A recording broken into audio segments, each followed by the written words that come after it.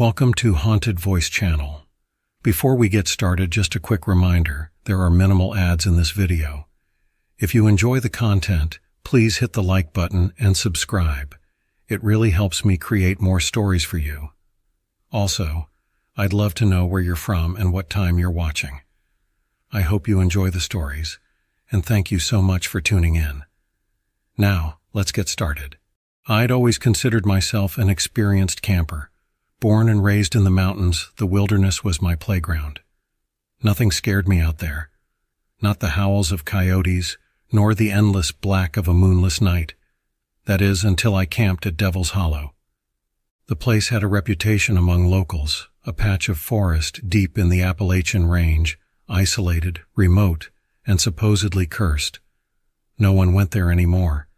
There were stories, of course, whispers of strange sightings, hunters disappearing, animals found dead in unnatural ways. I thought it was all superstition, a bunch of campfire stories designed to scare kids. I should have listened.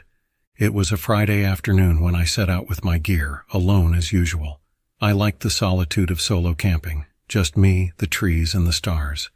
The drive out was long, winding up narrow, forgotten roads until I reached the trailhead. From there, it was a 2-hour hike into the heart of Devil's Hollow. The trail itself was overgrown, as if nature was reclaiming it. Thick roots coiled through the ground like veins, and the trees grew close together, their branches weaving a canopy so dense it blocked out most of the sunlight. The deeper I went, the quieter it became. No birds, no wind, just silence. It didn't feel right, but I pressed on, chalking it up to the eerie vibe of the place. After all, the wilderness could be unsettling when you're alone. By the time I reached my campsite, the sun was already dipping low on the horizon, casting long dark shadows between the trees. I set up my tent in a small clearing next to a creek, the only sound being the soft gurgle of the water. It was peaceful, almost too peaceful. That's when I noticed the cold. It wasn't normal. The temperature had dropped dramatically, and not in the usual evening cool down. It was biting, unnatural. My breath fogged in the air, and I hurried to start a fire. The flames crackled to life, but the warmth barely seemed to reach me, as though the cold was pressing in from all sides. As I sat by the fire cooking a simple meal, I started hearing it. Faint at first, barely perceptible. A rustling in the trees. I paused, listening carefully, but it stopped. Probably just an animal, I thought, though something about the sound was off. It was too deliberate, too controlled. Shrugging it off, I went back to eating, but the rustling returned, louder this time, closer. I grabbed my flashlight and swept the beam through the woods. The light danced over the thick trunks and dense foliage, but nothing moved. Still, the feeling of being watched crept over me, like eyes in the dark. By now the fire had burned down to embers and the cold was becoming unbearable. My bones ached from the chill, and I decided to call it a night. I crawled into my tent, zipping the flap tightly, trying to shake off the unease, but sleep wouldn't come. My mind kept replaying the sounds I'd heard, convincing myself it was just wildlife, or maybe the wind. Then, just past midnight, the noise returned. This time it wasn't rustling, it was footsteps. Slow, deliberate, heavy. They were circling my tent. My heart pounded as I lay there, frozen, listening to the crunch of leaves and snapping of twigs just outside. The steps would come closer, then stop, only to resume a moment later, as if something, or someone, was pacing around my camp. I gripped the handle of my knife, my breath shallow, every muscle in my body tensed. Whatever it was, it didn't seem to care about stealth anymore. The footsteps were louder now, heavier, and I could hear something breathing, a low, ragged sound, almost like a growl, just on the other side of the canvas. I wanted to scream, to bolt out of the tent and run, but I couldn't move. My mind raced with possibilities. A bear? No. The breathing was too unnatural, too deep. A person? But no one else was supposed to be out here. The footsteps stopped directly in front of the tent. My pulse thundered in my ears, and for a moment everything was still. Then I heard it. A voice, low, hoarse, barely more than a whisper. "I see you." I jolted up, knife in hand, and swung the flashlight toward the entrance. The zipper on the tent slowly began to slide down from the outside. My heart nearly stopped. I lunged forward, yanking the zipper back up, holding it shut with trembling hands. The breathing grew louder, and the tent fabric began to press inward, as though something was pushing against it from the outside. I couldn't hold back the fear anymore. I threw open the other side of the tent and bolted into the night, my flashlight swinging wildly in the darkness. I ran blindly through the trees, branches clawing at my arms, my breath coming in ragged gasps. Behind me I could hear it. Footsteps, running, chasing. I didn't stop, didn't look back, didn't care where I was going. All I knew was that I had to get away. My legs burned, lungs screamed for air, but I kept running until I broke through the trees and stumbled onto the rocky banks of the creek. For a moment there was nothing but the sound of the rushing water and my own ragged breaths. Then, silence. No footsteps, no whispers. Just the empty stillness of the night. I stayed by the creek until dawn, too terrified to return to my camp. When the first light of morning broke through the trees, I cautiously made my way back, expecting to find my tent torn apart or worse. But when I reached the clearing, everything was exactly as I had left it. The tent was intact, the fire pit undisturbed. It was as if nothing had happened at all, except for one thing.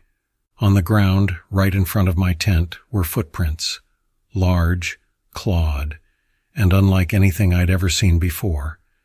They circled the tent, leading off into the woods, disappearing into the trees. I didn't stay to investigate. I packed up as quickly as I could and got the hell out of there. I didn't tell anyone what I'd seen, but when I got back to town, I noticed something strange. The locals, they didn't ask how my trip went. They didn't even look surprised when I told them where I'd been. They just nodded knowingly and said, "The hollow's not for camping. Best stay away." I haven't been back since, but some nights when the wind howls just right and the darkness feels a little too thick, I hear it, the footsteps, the voice, and I know it's still out there waiting. There's something about the deep woods that feels alive, like it's watching you, waiting for you to make a wrong move. I've been a park ranger for years, stationed at a remote outpost in the Pacific Northwest, and I've seen things that don't make sense. At first, I thought the stories were just myths, local legends to keep campers from wandering too far off the beaten path. But that was before last fall, before I saw it. We had a group of hikers go missing near Timber Ridge, a dense, almost claustrophobic stretch of forest that hadn't been properly mapped in years. I got the call early in the morning. 3 experienced hikers gone without a trace. Their friends reported them missing after they didn't return to camp. Search and rescue had combed the area, but the thick fog rolling in from the mountains made visibility nearly impossible. That's when I was called in to take over. The woods were unusually quiet that day. Normally you'd hear the rustle of small animals, the distant chirping of birds. But not this time. It was as if the forest itself was holding its breath, waiting. I strapped on my pack, grabbed my rifle, standard issue for predator encounters, and headed into the trees. Timber Ridge is old-growth forest. The trees are massive, towering giants that block out the sky. Moss drapes from the branches like veils, and the ground is a thick carpet of ferns and rotting leaves. It's easy to get turned around if you don't know where you're going, even with a compass. But I'd been through these woods 100 times. I knew them. Or at least, I thought I did. I started my search at the trailhead where the hikers were last seen. Their footprints were easy enough to follow at first. 3 sets, side by side, heading deeper into the woods. The trail was clear, like they were on a mission, confident. But about a mile in, things got strange. The footprints stopped, abruptly, like they'd just vanished. No signs of a struggle, no animal tracks, nothing. I crouched down, inspecting the ground. The leaves were undisturbed, not even a sign of them turning back. It was as if they had been plucked out of existence. That's when I noticed the smell. It was faint at first, like something sour, rotting, but it grew stronger the deeper I went. It wasn't the smell of a decaying animal. It was different, thick, cloying, like spoiled meat mixed with damp earth. I pressed on, my breath coming in shallow gasps. The forest felt wrong, like it was closing in around me. The fog had rolled in thick now, swirling between the trees like a living thing, hiding everything beyond a few feet in front of me. The trees themselves seemed to bend, their branches twisting in unnatural angles. I told myself it was just the fog playing tricks, but I couldn't shake the feeling that I wasn't alone. Then I heard it, a low guttural growl so deep I felt it more than heard it. I froze, gripping my rifle tighter. The sound wasn't far. My heart pounded in my chest, and every instinct screamed at me to turn back. But I was a ranger, and those hikers were still out there. I had to keep going. I moved forward cautiously, every step slow and deliberate. The growling had stopped, but the feeling of being watched hadn't. I rounded a bend in the trail and came across something that made my blood run cold. There, scattered in the dirt, were their packs, torn apart, shredded like paper. But no bodies, no blood, just the remnants of their gear, abandoned like they'd dropped everything and run for their lives. My radio crackled to life at that moment, startling me. I fumbled for it, bringing it to my lips. "This is Ranger Tate. I found their gear, but there's no sign of the hikers. Repeat, no sign of the hikers." The radio crackled back with static, but no voice. I tried again, but nothing. The fog must have been messing with the signal. I kneeled down, sifting through the wreckage. A few water bottles, a torn sleeping bag, one of their hiking boots, shredded. But as I reached for what looked like a flashlight, I heard the sound again, closer this time, the growl, but it wasn't alone. There was another sound beneath it. Whispering. Faint, like voices carried on the wind. I stood up, slowly turning, my heart in my throat. At first I saw nothing, just the endless stretch of trees, the fog twisting between them. But then I caught movement, a shadow. No, several shadows. Dark shapes, just on the edge of the fog, too far to make out clearly, but close enough to see they weren't human. They were tall, unnaturally tall, hunched over, with limbs that were too long, moving in jerky, unnatural motions. And they were watching me. I raised my rifle, instinct taking over. "Who's there?" My voice sounded too loud in the oppressive silence. No answer, just the whispering, louder now, like it was coming from all around me. The figures didn't move, they just stood there, shifting slightly in the fog, their eyes reflecting the faint light in the most unnatural way. Glowing, almost. I backed up slowly, keeping the rifle trained on them. I needed to get out. I needed to leave now. Suddenly, one of the figures moved. Fast. Too fast. It darted between the trees, coming closer, and for the first time, I saw it clearly, or at least as clearly as the fog would allow. It was like something out of a nightmare, a twisted, distorted version of a human, but wrong. Its face. God, its face. It was long, stretched, with eyes too large for its head, glowing in eerie yellow. Its mouth hung open, impossibly wide, revealing rows of jagged, sharp teeth. But what struck me most was the stench that hit me like a wall as it approached. That same rotting, sour smell, but stronger, overwhelming. I didn't think. I fired.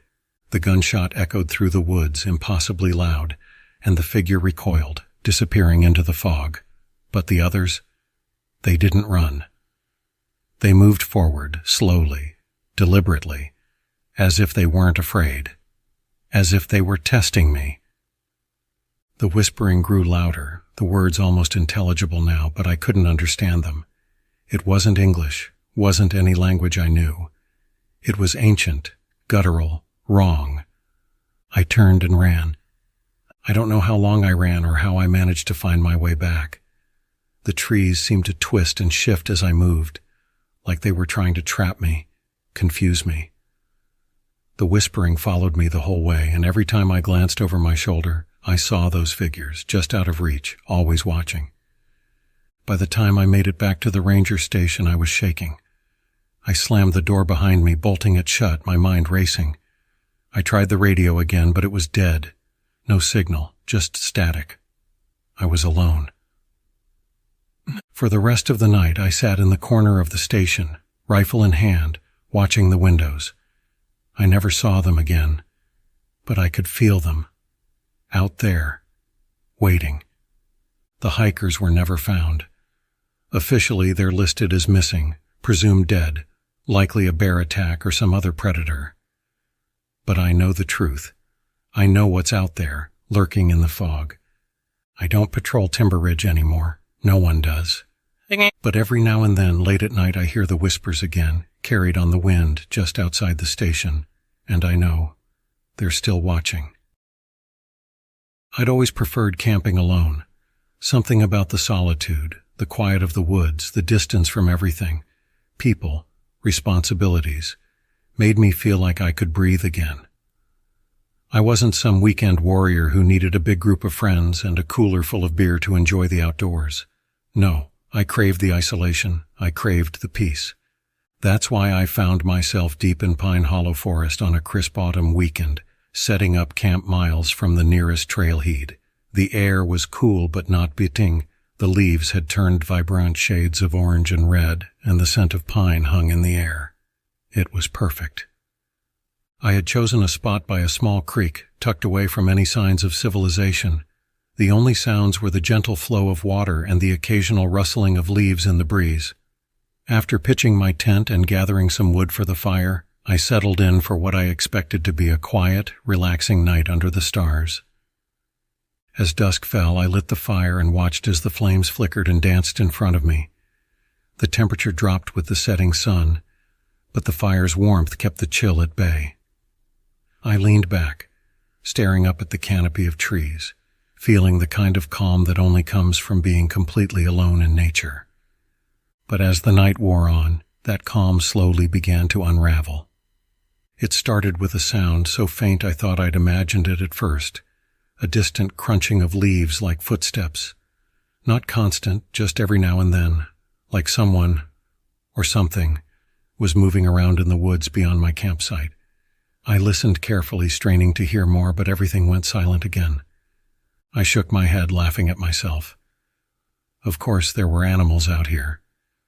I was in the middle of the forest, after all, probably just a deer or a raccoon scuffling around. Still, I couldn't shake the feeling that something was different about this night, like the woods were holding their breath. Time passed and the fire began to die down. I added a few more logs, watching the embers glow and crackle. The sound of the creek, once soothing, now felt almost unnervingly loud in the silence that surrounded me. Then I heard it again, this time clearer.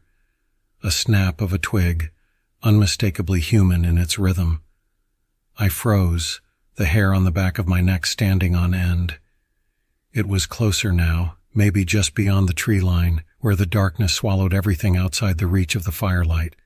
"Hello?" I called out, my voice sounding small and fragile in the night. No answer. Just more silence. I stood up, scanning the trees with my flashlight. The beam cut through the darkness, but there was nothing. No movement.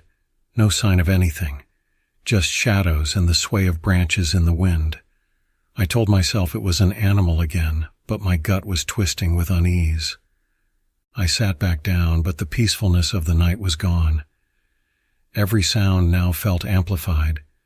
The creak of the trees, the rustle of leaves, even my own breathing seemed too loud. I kept glancing over my shoulder, expecting to see something standing at the edge of my camp, watching. The fire was beginning to die again, and this time I didn't bother stoking it. I wanted the darkness. I wanted to blend in, to disappear. The feeling of being watched was gnawing at me, and I thought maybe if I let the fire go out, whatever or whoever was out there would lose interest. But then, just as the last flames flickered and sputtered out, I heard it. Footsteps, close, too close. My heart pounded in my chest as I fumbled for my flashlight, the beam weak but still cutting through the thick night. I pointed it toward the sound, and for a moment I saw nothing. Just the trees and the impenetrable blackness of the forest. Then something moved. It was subtle, barely noticeable at first, a shifting of shadows. But as I stared, I saw it. A figure, standing between the trees, just outside the reach of the light. It was tall, too tall, with limbs that seemed unnaturally long. Its head was tilted to the side, as if it were studying me, watching my every move. "Who's there?" I called out, trying to keep the panic from creeping into my voice. No response, just the figure, standing motionless, watching. I backed away slowly, my pulse racing, my mind scrambling for a rational explanation. Maybe it was a person, some hiker who'd lost their way. Maybe. But deep down, I knew it wasn't. There was something wrong with it. Something about the way it stood. Too still. Too quiet. I kept the flashlight trained on the figure, my hands trembling. Then, without warning, it moved. Not toward me, but sideways, slipping between the trees with a sickening fluidity that made my stomach churn. The way it moved, it was like it wasn't bound by the same rules as the rest of us. It was too fast, too smooth. And then it was gone. The silence that followed was deafening. My flashlight flickered and went out, plunging me into complete darkness. I fumbled for my phone, desperate for any source of light, but as soon as I turned it on, I saw something that made my blood turn to ice. There, on the ground, just inches from where I stood, were footprints. Fresh, deep footprints in the dirt. They led from the edge of the trees, straight toward my tent. I spun around, heart hammering in my chest, and saw the tent flap gently swaying in the breeze. I hadn't left it open. I wasn't alone. I stepped back, eyes wide, trying to keep my breathing steady. Slowly, silently, I reached into my backpack, grabbing the small hatchet I always carried for chopping wood. My fingers tightened around the handle, my knuckles white. I don't know how long I stood there staring at the tent, waiting for something to move, to emerge, but nothing happened. The woods were still, silent, too silent. I couldn't stay. I knew that much, but running blindly into the woods didn't feel like an option either. Whatever was out there, it was watching, waiting. I took a deep breath, gripping the hatchet tighter, and slowly began to back away from the tent. And that's when I heard the zipper. Slow, deliberate, the sound of the tent unzipping from the inside. I froze, every muscle in my body tensed as the flap of the tent opened. But nothing came out. Just that same unnatural stillness, the feeling that something was waiting just beyond my sight, just beyond the veil of darkness. I took another step back, my heart thundering in my chest. Then a voice, low and guttural, broke the silence. "Come back." It wasn't my voice, it wasn't anyone's voice. It sounded like it had been pulled from the earth itself, twisted and warped. My legs moved before I even made the conscious decision. I ran. I ran harder and faster than I'd ever run in my life, not daring to look back, not caring if it was following. I didn't stop until I reached my car, gasping for air, sweat pouring down my face. As I fumbled with my keys, I finally glanced back toward the woods, expecting to see that figure, that thing, standing at the tree line. But the woods were empty, still, waiting. I didn't look back again as I drove away, the sound of my tires crunching over the gravel road the only proof that I had made it out. But as I lay awake that night, safe in my bed, I couldn't shake the feeling that something had followed me. Something I couldn't see, but could still feel. And every so often in the dead of night, I swear I can hear that voice again, whispering, "Come back." I've always been drawn to the quiet places, the ones most people avoid. Maybe it's the introvert in me, but there's something about the deep wilderness that calls to me. So when my buddy Drew suggested a weekend camping trip in a remote section of a national park that's rarely visited, I was all in. We'd heard rumors about the place, of course, strange stories, disappearances, old legends about creatures lurking in the woods. Drew loved that kind of stuff. He always had a fascination with cryptids, with the unexplained. Me? I figured most of it was just campfire stories. Nothing more than local folklore. The drive was long, taking us deep into the heart of the park. There were no marked trails where we were going. The plan was simple: hike out to the lake, set up camp, fish, and enjoy the isolation. It sounded perfect. As we unloaded our gear and began the trek, I could already feel the change in atmosphere. The trees were dense, their trunks thick and gnarled, and the sunlight barely penetrated the canopy. The air felt heavier, cooler, like the woods were holding their breath. There was something still about it, unnaturally still. We hiked for hours, eventually finding a clearing near the lake. The water was like glass, untouched and serene. It was the kind of place where you'd expect peace, where nothing could possibly go wrong. We set up camp, got a fire going, and kicked back. Drew was in high spirits, excited to be off the grid, far from cell service and civilization. As night fell, we sat by the fire sharing stories.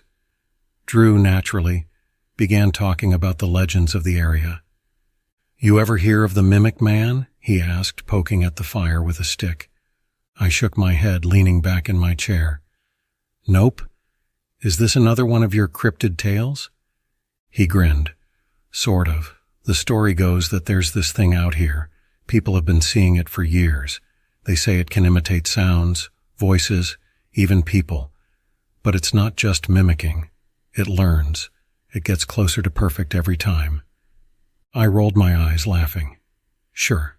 Let me guess, it's also 10 feet tall and eats campers for breakfast?" Drew's grin faded, and he looked into the fire. "No, it's not like that. It doesn't attack. At least, not at first. It just wants to get inside your head. It wants you to let it in." I chuckled, but something about the way he said it made me uneasy. Drew had a way of spinning these tales, but this time his tone was different. Like he believed it. "All right, enough with the spooky stories," I said, standing up to stretch. "I'm going to grab some more wood." I headed into the trees, flashlight in hand. The air was crisp, the night quiet. Too quiet. Even the usual rustling of leaves or calls of nocturnal animals were absent. It felt like the entire forest was waiting. As I bent down to gather some branches, I heard something, faint but unmistakable. A voice. It was low, a whisper carried on the wind. "Hey, need help with that?" I froze. It was Drew's voice, but it was wrong. Too distant, too hollow. I swung the flashlight around, but there was no one there. I could see the glow of the campfire through the trees, and I knew Drew hadn't moved. "Drew?" I called out, but there was no response, just that unsettling quiet. I hurried back to the camp, my heart racing a little faster than I'd like to admit.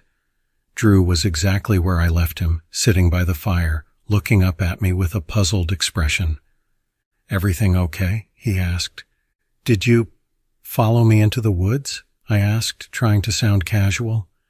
He frowned. "No, man, I've been right here. Why?" I didn't answer. I didn't want to seem paranoid, but something about the woods felt off. I brushed it aside, trying to enjoy the rest of the evening. We sat around the fire, talking and laughing, but I couldn't shake the feeling that we weren't alone. Later that night, after we'd both crawled into our tents, I lay there listening. The forest was still too quiet. It was as if everything, every living thing, was gone. Then I heard it again. Drew's voice. This time, it was right outside my tent. "Hey, can you hear that?" his voice asked almost playfully. I sat up, my skin crawling. I unzipped the tent just enough to peek out. The fire had died down to embers, and Drew's tent was zipped shut across the campsite. He wasn't outside. "Drew?" I whispered, panic creeping into my voice. There was no response, just that heavy, suffocating silence. I crawled out of my tent, flashlight in hand, and moved toward Drew's tent. My heart pounded in my chest as I unzipped it slightly, peeking inside. He was there, fast asleep, breathing deeply. The voice I'd heard, it wasn't him. I backed away, scanning the tree line with my flashlight, every shadow seeming to shift and move. My breath caught in my throat when I saw something. There, standing just at the edge of the trees, was a figure. At first I thought it was Drew, but as the light hit it I realized it was wrong. Its posture was awkward, its limbs too long, its head tilted in an unnatural angle. But the worst part? Its face. It was Drew's face. No, not quite. It was a close imitation, almost human, but the eyes were too large. The mouth stretched too wide in an eerie, grotesque grin. I stumbled backward, my mind racing. The thing took a step forward, moving awkwardly, as if learning how to walk. It reached a hand out toward me, its voice, Drew's voice, crackling in the night. "Need help? With that?" The voice was a mockery, a hollow attempt at mimicking speech. My body went cold with fear. I couldn't move. I couldn't breathe. Suddenly, Drew's real voice snapped me out of it. "Hey, what are you doing?" He was behind me, standing at the entrance of his tent, rubbing his eyes. He hadn't seen the figure yet. I swung my flashlight back toward the tree line, but the figure was gone. Nothing but empty woods where it had been standing. "I heard something," I stammered. "It sounded like you, but it wasn't you." Drew's face went pale. He looked at me, then back at the trees, the reality of what I was saying sinking in. He didn't question it. He didn't laugh it off. Instead, he quickly started packing his gear. "We need to go now," he said, his voice low, urgent. We packed up faster than I thought possible, neither of us saying a word. The weight of the situation pressed down on us, heavy and undeniable. I kept glancing over my shoulder, expecting to see that thing, that imitation of Drew, and standing there watching us. As we started hiking back to the car in the dark, Drew broke the silence. "The legends, they say it watches from the woods, it learns, and once it learns enough, it replaces you." I didn't respond. I couldn't. My mind was racing, replaying that horrible, twisted version of Drew's face in the darkness. We made it back to the car just as dawn was breaking. The sun felt like a blessing, chasing away the shadows that had haunted us all night. We didn't speak the whole drive home. We didn't need to. We both knew what we had seen, even if we couldn't explain it. But the worst part? The thing that keeps me awake at night. Sometimes when I'm home lying in bed, I hear it again, that voice, Drew's voice. "Hey, need help with that?" There's something about the woods at night that always unnerved me. Maybe it's the way the trees seem to close in when the sun disappears, or how the wind, which seems so harmless during the day, can sound like whispers when darkness falls. But this trip, it was different. This was the trip that made me swear I'd never camp again. It was supposed to be a fun weekend, just me, my girlfriend Kara, and our friends, Ryan and Jess. We picked a spot deep in the Pine Hollow Reserve, far enough off the beaten path that we were unlikely to see another soul. Just 4 of us, a campfire and the quiet beauty of the forest. We arrived late in the afternoon, just as the sun was beginning to dip behind the ridge. It cast an orange glow over everything, the kind that makes you feel like you're in another world, far away from the worries of modern life. We set up camp by a small clearing next to a creek. The water was slow-moving, the air cool and fresh. Perfect. Ryan started the fire while Kara and Jess unpacked the food. I walked a bit further into the woods, not far, just to see what was out there. The trees grew denser as I moved away from the clearing, the air a bit heavier. I don't know what made me stop, but suddenly I felt it. That eerie sensation, like someone was watching me. I turned, half expecting to see one of my friends playing a prank, but there was nothing. Just trees and silence. The kind of silence that isn't peaceful, more like the forest was waiting for something. Shaking it off, I headed back to the camp, convincing myself I was just being paranoid. As the night fell, we settled around the fire, roasting marshmallows and telling stupid stories. Ryan, of course, started talking about the legend of the Pine Hollow Woods, a local story we'd all heard but never took seriously. Something about an old man who used to live in these woods decades ago, a recluse who disappeared one night and was never found. "They say he still wanders the woods," Ryan said, grinning as he held his marshmallow over the flames, carrying an old lantern. "If you see the light, you're supposed to follow it, but no one who does is ever seen again." Kara rolled her eyes. "Oh, come on, do we have to do this every camping trip? Ghost stories?" Jess snuggled up closer to Ryan. "It's just for fun. No one believes that stuff." I laughed, but deep down, I couldn't shake the feeling I'd had earlier, like the woods were listening, watching. By the time the fire had burned down to glowing embers, we were ready to turn in. Kara and I climbed into our tent, and soon I could hear the soft rustling of Ryan and Jess settling in theirs. The night was cold but clear, the sky full of stars. The perfect night, until the sound started. At first it was faint. I thought it was the wind, moving through the trees, but there was something unnatural about it. A low, rhythmic rustling, like footsteps dragging through the underbrush. I sat up, straining to hear, and gently shook Kara awake. "Do you hear that?" She frowned, listening. The sound was still there, getting louder, like something, or someone, was moving through the woods around our camp. "What is that?" Kara whispered, her voice tight with fear. I grabbed the flashlight from beside my sleeping bag and unzipped the tent just enough to peek outside. The fire was out, the clearing bathed in darkness, and everything looked normal. But the sound was still there, coming from the trees just beyond the camp. "Kara, stay here," I said quietly, stepping out of the tent. I flicked on the flashlight and aimed it toward the woods. "Ryan? Jess?" I called, hoping it was just one of them. But there was no answer, only the steady dragging sound. That's when I saw it. Just at the edge of the trees, barely visible through the dense branches, was a light. Faint, flickering. It swayed gently, like an old lantern being carried through the forest. "Do you see that?" Kara asked, her voice barely more than a whisper behind me. I nodded, staring at the light, trying to make sense of it. It wasn't fire, at least not like any fire I'd ever seen. The glow was cold, almost blue, and it seemed to pulse, as if calling to us. Without thinking, I stepped forward toward the light. "Wait!" Kara grabbed my arm. "What are you doing? Don't follow it."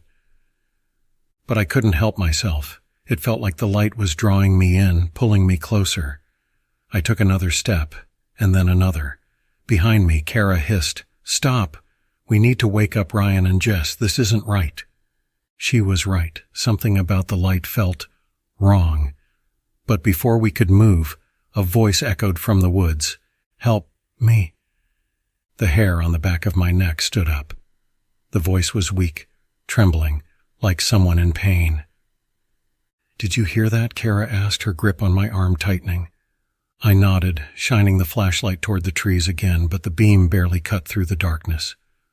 The light, the lantern, was gone. The voice, however, came again, closer this time. "Please, help."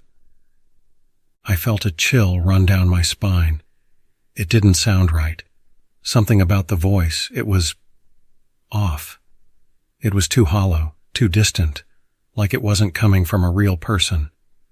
Ryan and Jess's tent suddenly unzipped and Ryan stumbled out, rubbing his eyes. "What the hell's going on?"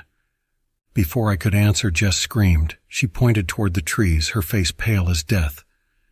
"There's something out there." The light was back, this time closer, hovering just beyond the tree line, swaying slowly. Ryan stood frozen, staring at it. What is that?"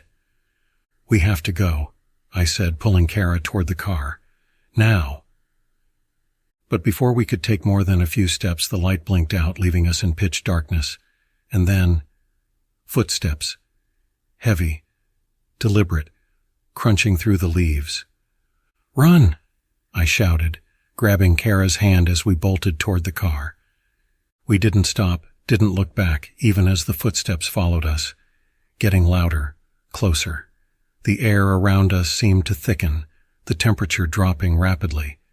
My breath came in short gasps, the cold stinging my lungs as we finally reached the car. I fumbled for the keys, my hands shaking, but finally got the door open. We all piled in, slamming the doors shut. I turned the ignition, and the engine roared to life.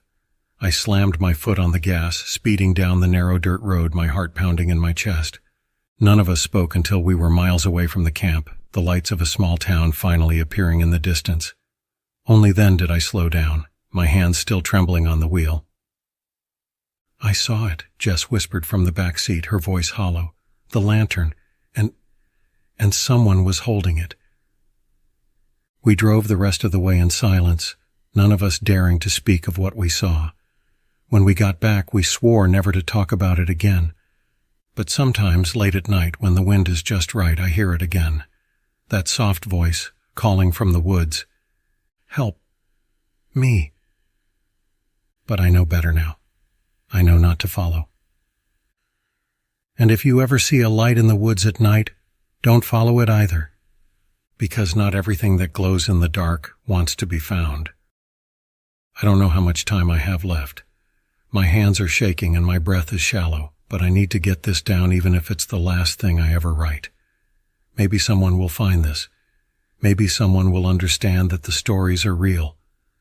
I was a search and rescue volunteer, still am, I guess. We get called out when someone goes missing in the mountains, which happens more often than you'd think. People get cocky, lose their way, think they're invincible. I used to think that way too. Thought I'd seen it all, but I hadn't seen this.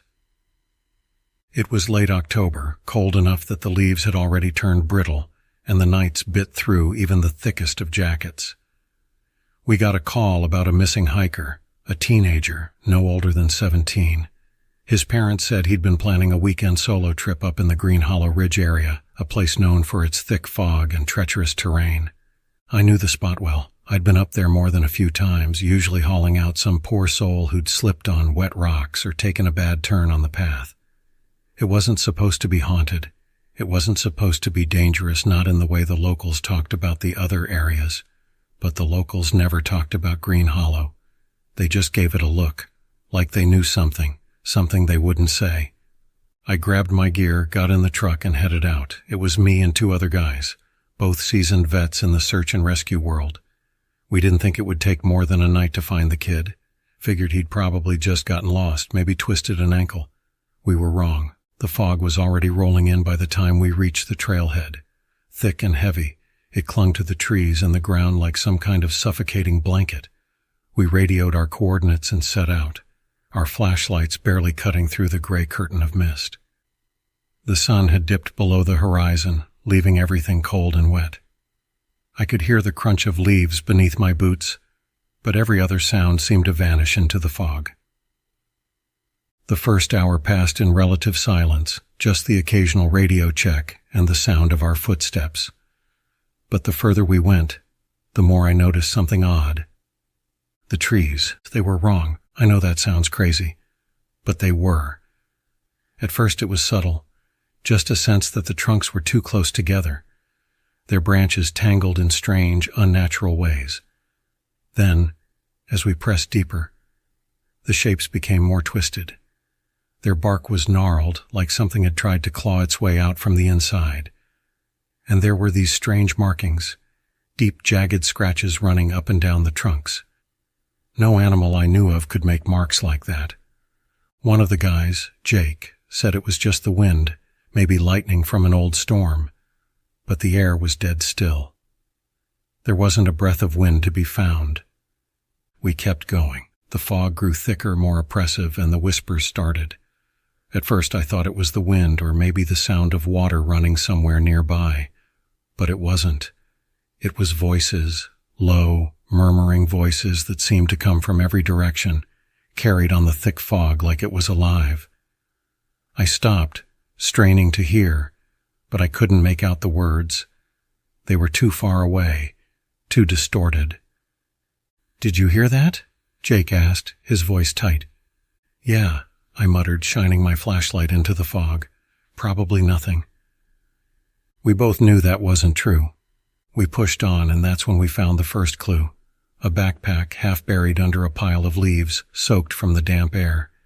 It had to be the kids. There was no one else up here. I bent down to check it, and as I brushed the dirt and leaves away, something caught my eye. Blood. Not a lot, just a smear on the fabric, but enough to make my stomach drop. We radioed it in, but the signal was weak, crackling with static. The voices in the fog grew louder, as if mocking us, urging us deeper into the woods. Jake and the other guy, Rob, they didn't want to go on. And honestly, neither did I. But the kid was still out there. Or at least we hoped he was. So we pressed forward.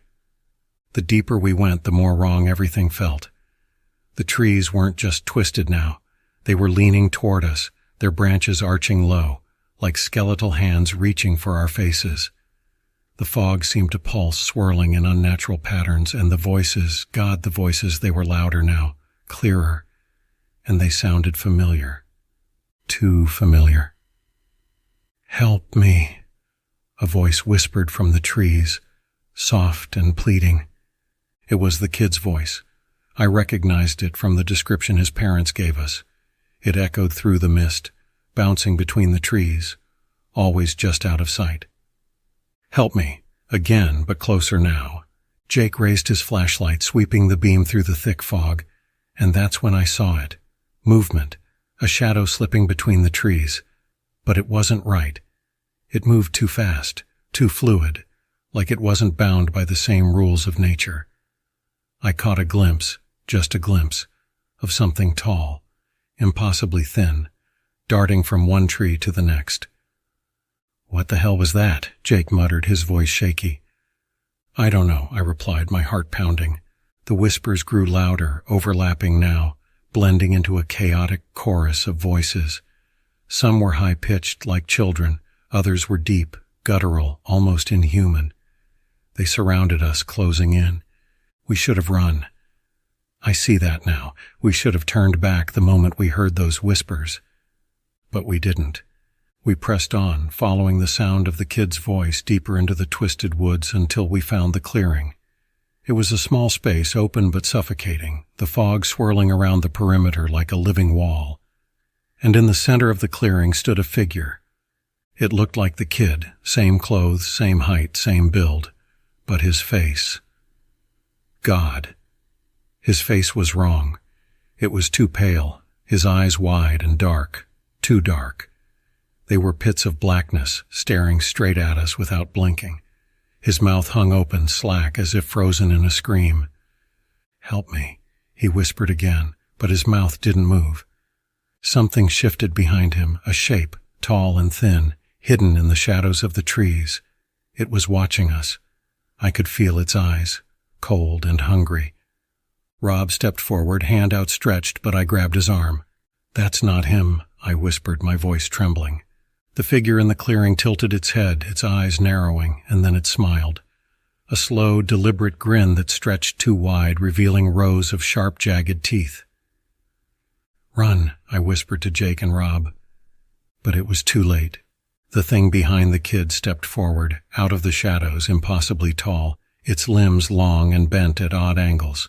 It moved with a sickening grace, its body rippling as it stepped into the clearing. Its face was blank, featureless, except for those black, hollow eyes that seemed to suck the light from the air. And then it lunged. I don't remember much after that, just the sound of screaming, my screaming, and the crack of branches as we bolted through the trees, the fog twisting around us, the whispers following, mocking us. I didn't look back. I couldn't. I just ran. We didn't find the kid. We didn't find Jake either. I made it back to the trailhead, covered in dirt and blood that wasn't mine. Rob, he didn't make it. I don't know what I saw in those woods, but I know it wasn't human. I don't think I'll ever be the same. If you're reading this, stay out of Green Hollow Ridge. Some things are better left lost. It was supposed to be a peaceful weekend getaway. A group of friends, me, Jamie, Claire, and Marcus, had all planned a camping trip to escape the grind of city life. We'd found this spot online, tucked away deep in the national forest, miles from any town or other campers. It promised isolation, serenity, and that perfect sense of being lost in nature. But now, sitting here by the fire on our second night, I couldn't shake the feeling that we were too alone. The forest around us was thick, the kind of thick that swallowed sound. Our fire was the only thing that seemed to hold back the darkness, but just barely. Every crack of a twig or rustle of leaves in the distance made me jump, though I tried to hide it from the others. We'd all been telling stories, but none of us could ignore the growing tension in the air. Jamie poked at the fire, breaking the silence. "We're not alone out here, you know." Claire raised an eyebrow. "Okay, don't start. This place is creepy enough without you trying to scare us." "I'm serious," Jamie continued, glancing around the shadowy trees. "There are things in these woods, older than people, older than memory. You can feel it, right?" Marcus snorted, brushing it off as usual. "Come on, man. You're gonna freak Claire out. We'll all start jumping at shadows next." Jamie ignored him, staring into the fire as he spoke. "I heard a story about this forest. People don't come back from here, not always. Sometimes the woods take them, change them. It's not like getting lost, it's something different." I frowned. Jamie loved to mess with us, but something in his voice was different now. He wasn't smiling or laughing. He wasn't playing around. "They say," Jamie continued, his voice low, "that the forest can hear you. It listens. It knows your name. And if you're not careful, if you wander too far from the fire, it calls you." There was a beat of silence, broken only by the popping of the fire and the far-off chirp of a lone cricket. I felt a chill run down my spine. Marcus shook his head, standing up. "That's enough of that. You're full of it. I'm going to grab more firewood." "Don't go too far," Jamie said softly, not looking up. Marcus just waved him off and disappeared into the trees, his flashlight bobbing through the darkness. I shifted uncomfortably, glancing at Claire, who seemed equally uneasy.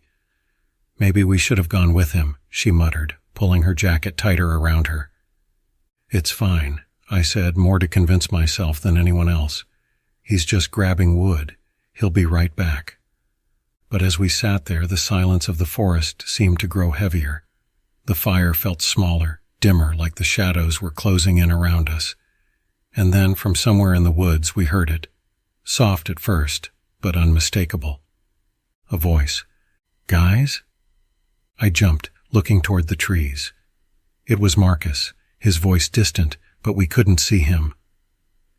"Guys?" The voice called again, a little closer now. "Where are you?" Something was off. The voice.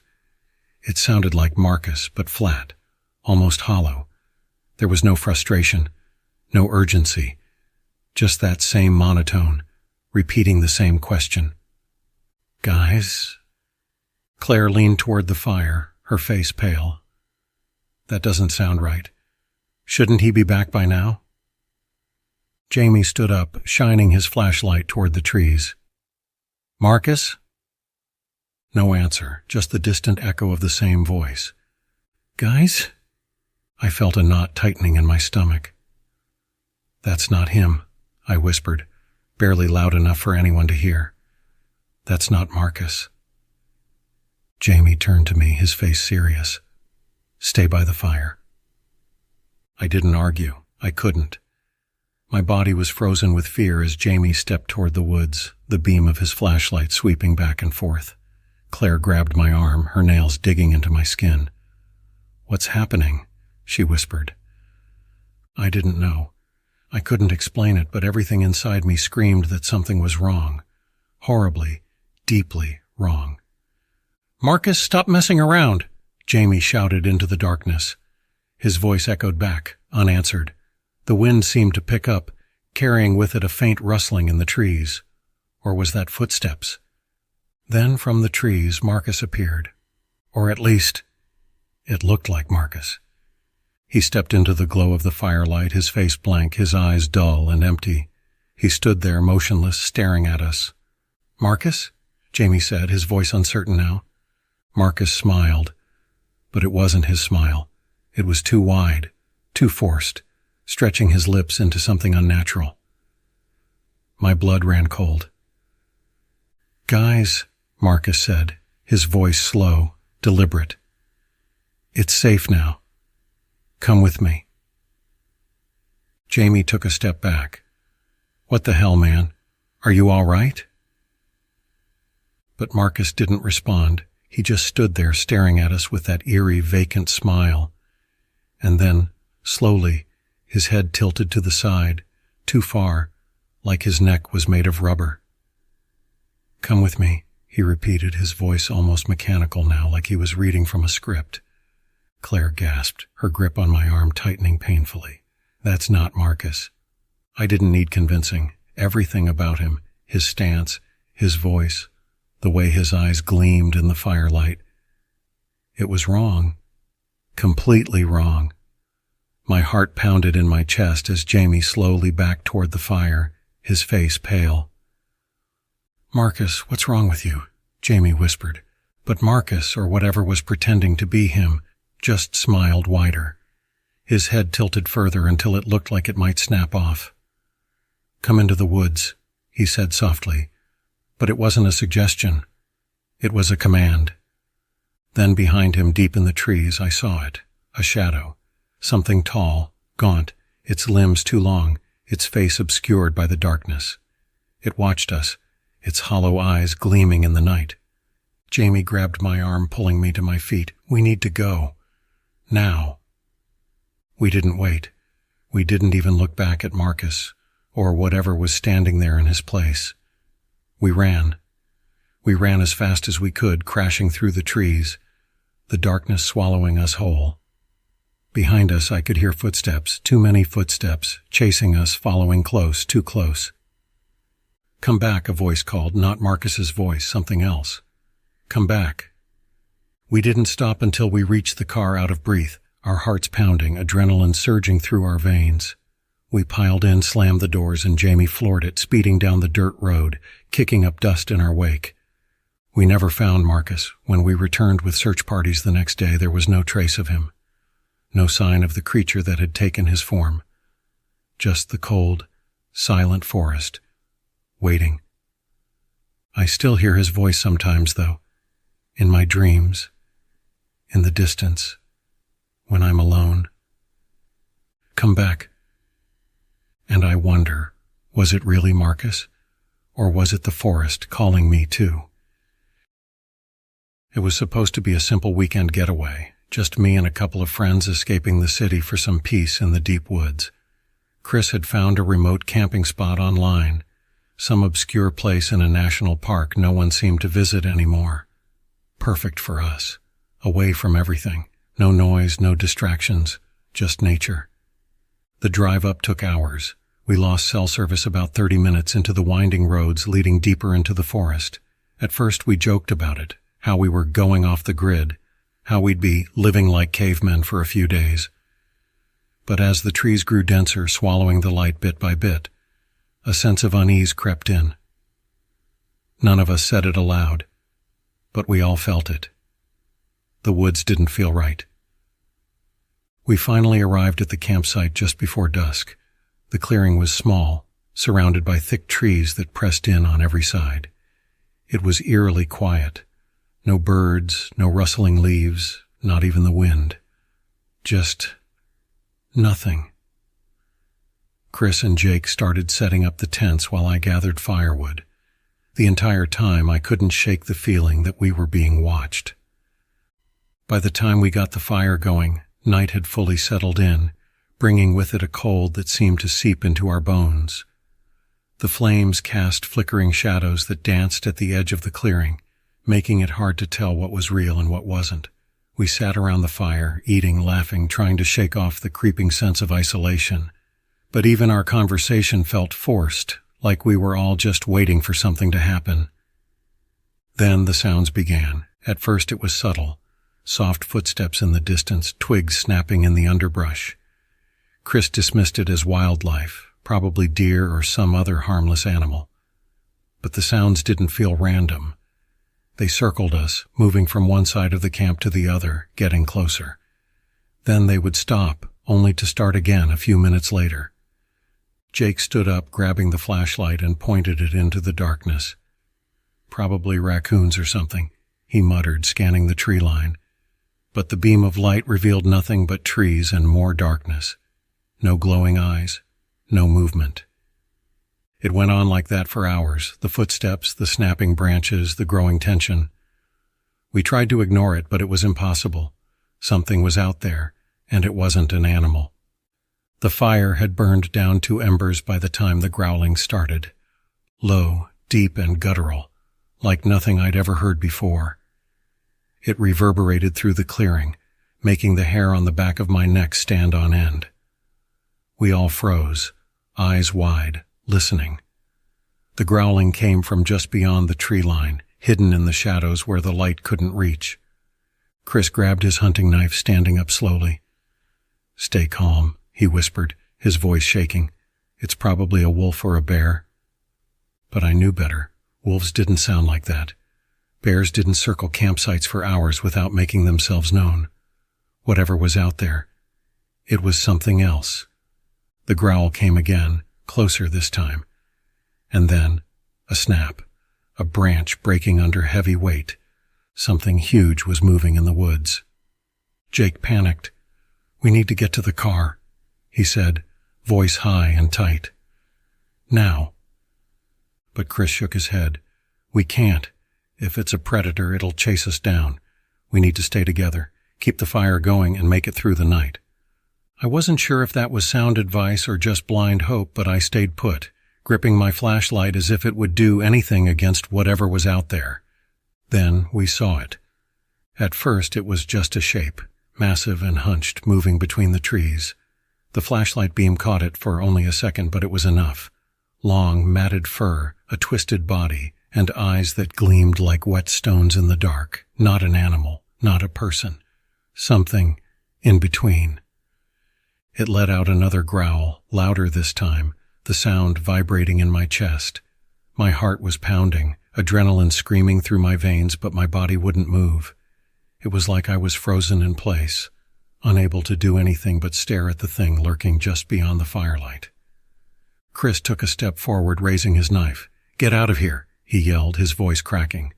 But the thing didn't move. It just stood there, watching us. Then it laughed. A low, raspy sound that sent chills crawling down my spine.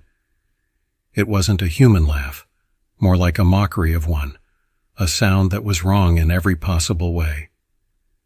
Jake bolted. He turned and ran into the woods before any of us could stop him, his flashlight bobbing wildly in the dark as he disappeared into the trees. "Jake!" I shouted, but it was too late. He was gone. And then, silence. The creature was gone too. Just like that.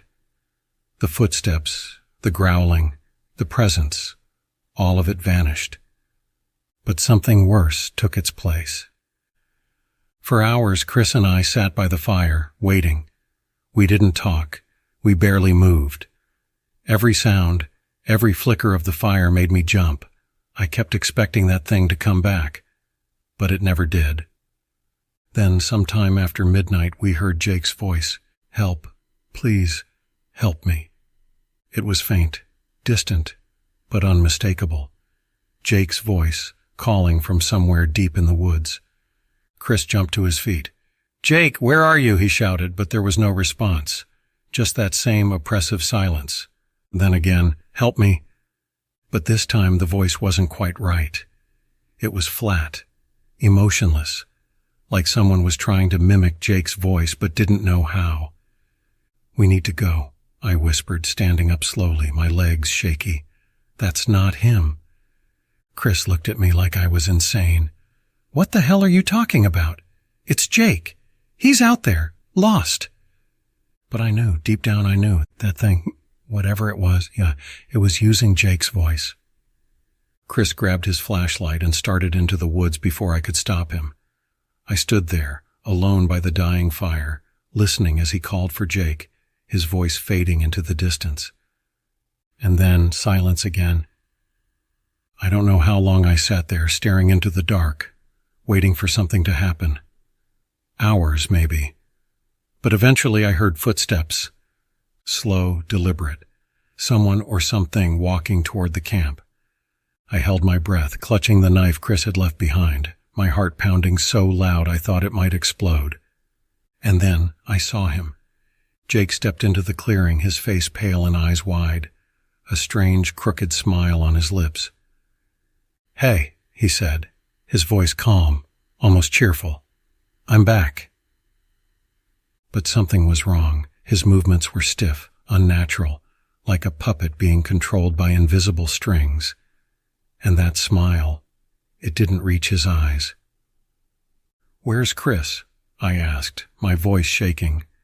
Jake, or whatever was wearing Jake's skin, tilted his head, the smile growing wider. "Don't worry," he said, his voice cold, empty. "You'll see him soon." That's when I realized. The thing in the woods didn't want to hunt us. It wanted to be us. I ran. I didn't stop until I reached the car. There's a stretch of forest up in the North Cascades known as the Widow's Hollow. Most people won't talk about it, but if you ask the old-timers in town, they'll tell you to stay away. I didn't listen. I'd been a park ranger for 5 years, and I'd heard all sorts of tall tales, ghost stories, cryptid sightings, the works. Widow's Hollow was no different. Supposedly, the place had been cursed for over a century. The story went that a woman lived there alone, deep in the woods. Her husband had gone off to war and never came back.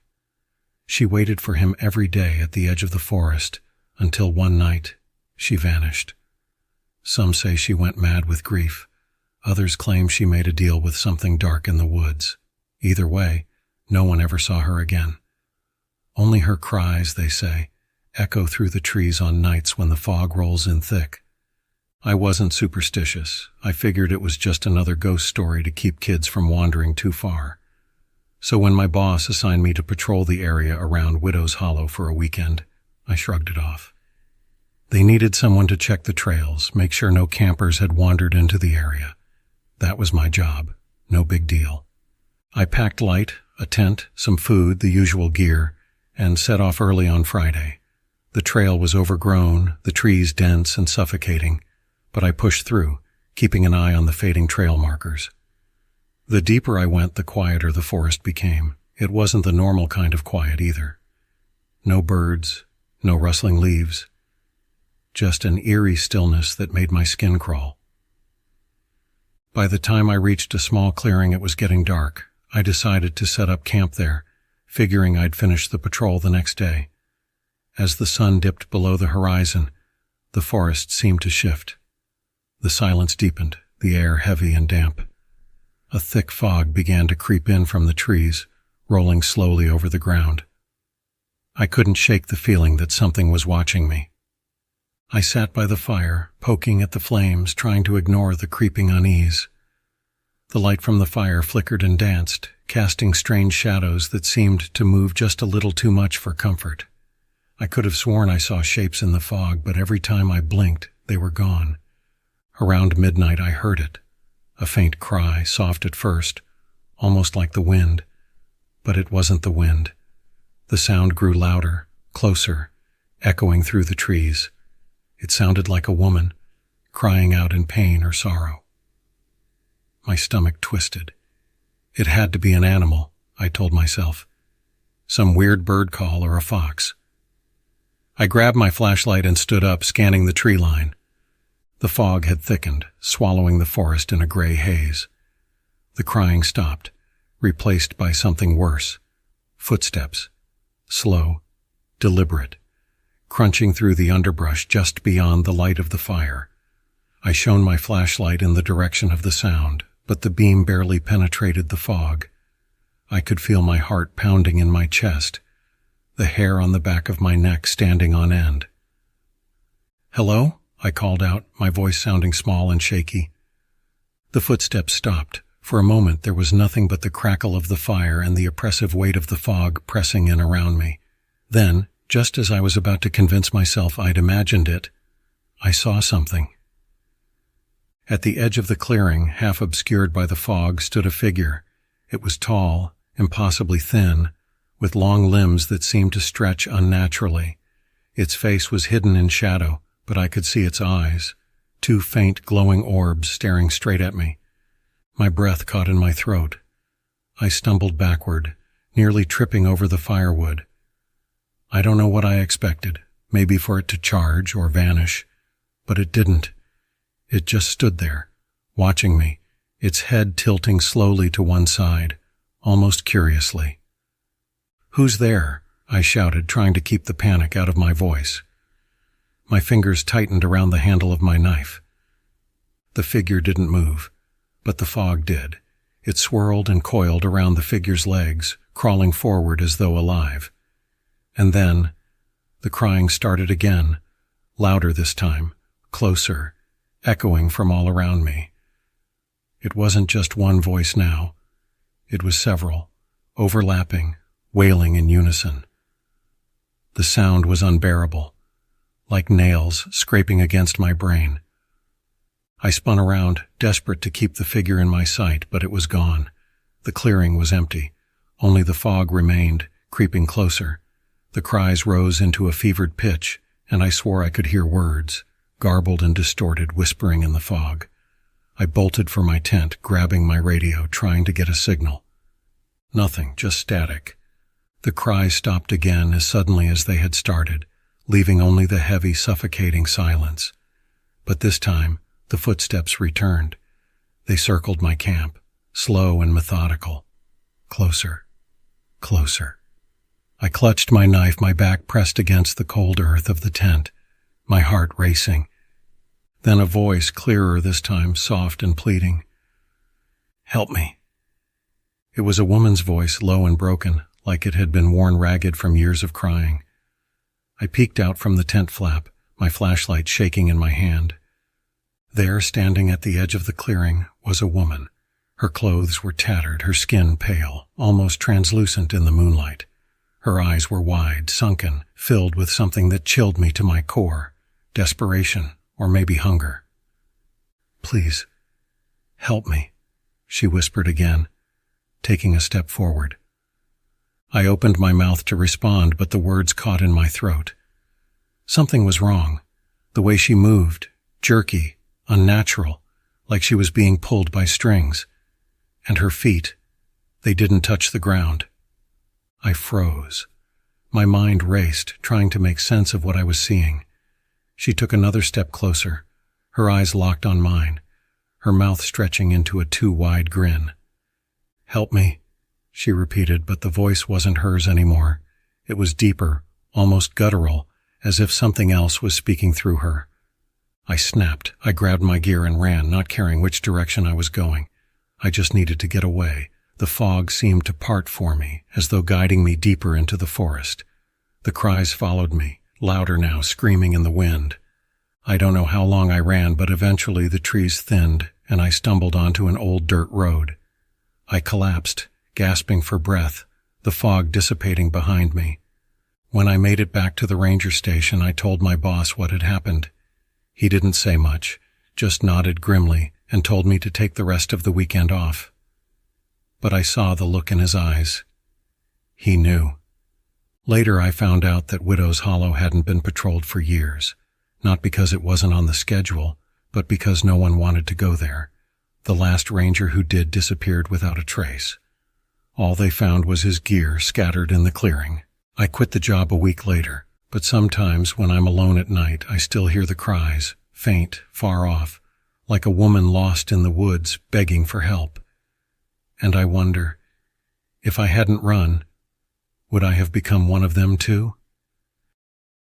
I never really considered myself the outdoorsy type, but when my girlfriend Sarah convinced me to go on a camping trip with her and two of our friends, Jason and Lisa, I couldn't say no. Sarah loved the woods. She found peace in nature. Me? I was more of a city guy, but I figured what's the worst that could happen? A couple of days in the woods, away from cell service, just us, a campfire, and the stars. Looking back, I wish I had trusted my instincts. We set out on a Friday afternoon, heading deep into the Pacific Northwest, far from the usual campsites. Sarah had found this secret spot through some hiker's blog, tucked away in a remote forest. It was supposed to be untouched, a perfect escape. The drive took hours, with the last stretch winding through an unmarked gravel road. By the time we arrived, the sun was beginning to set, casting long shadows through the dense trees. The place was eerie, quiet in a way that felt unnatural. No birds, no rustling of leaves, just silence, as though the forest itself was holding its breath. "Isn't it amazing?" Sarah asked, her eyes lighting up as she stepped out of the car. "Yeah, sure," I muttered, though something about this place set my teeth on edge. I didn't want to ruin the mood, so I grabbed the tent and helped set up camp. As night fell, we sat around the fire, roasting marshmallows and telling stories.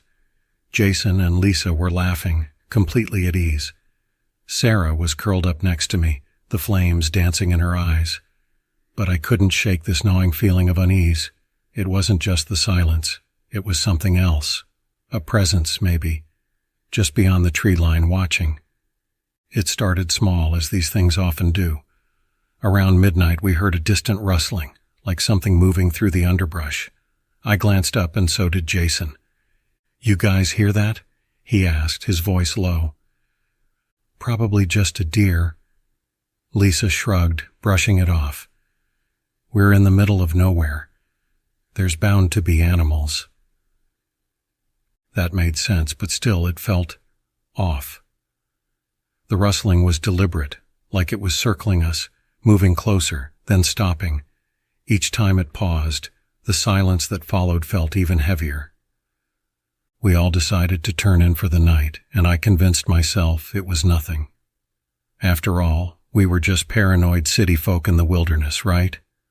The tent felt suffocating. I couldn't sleep. Every sound, every creak of the branches or gust of wind had me wide-eyed, staring at the nylon walls. Sarah was already out, her breathing slow and steady. I almost envied her.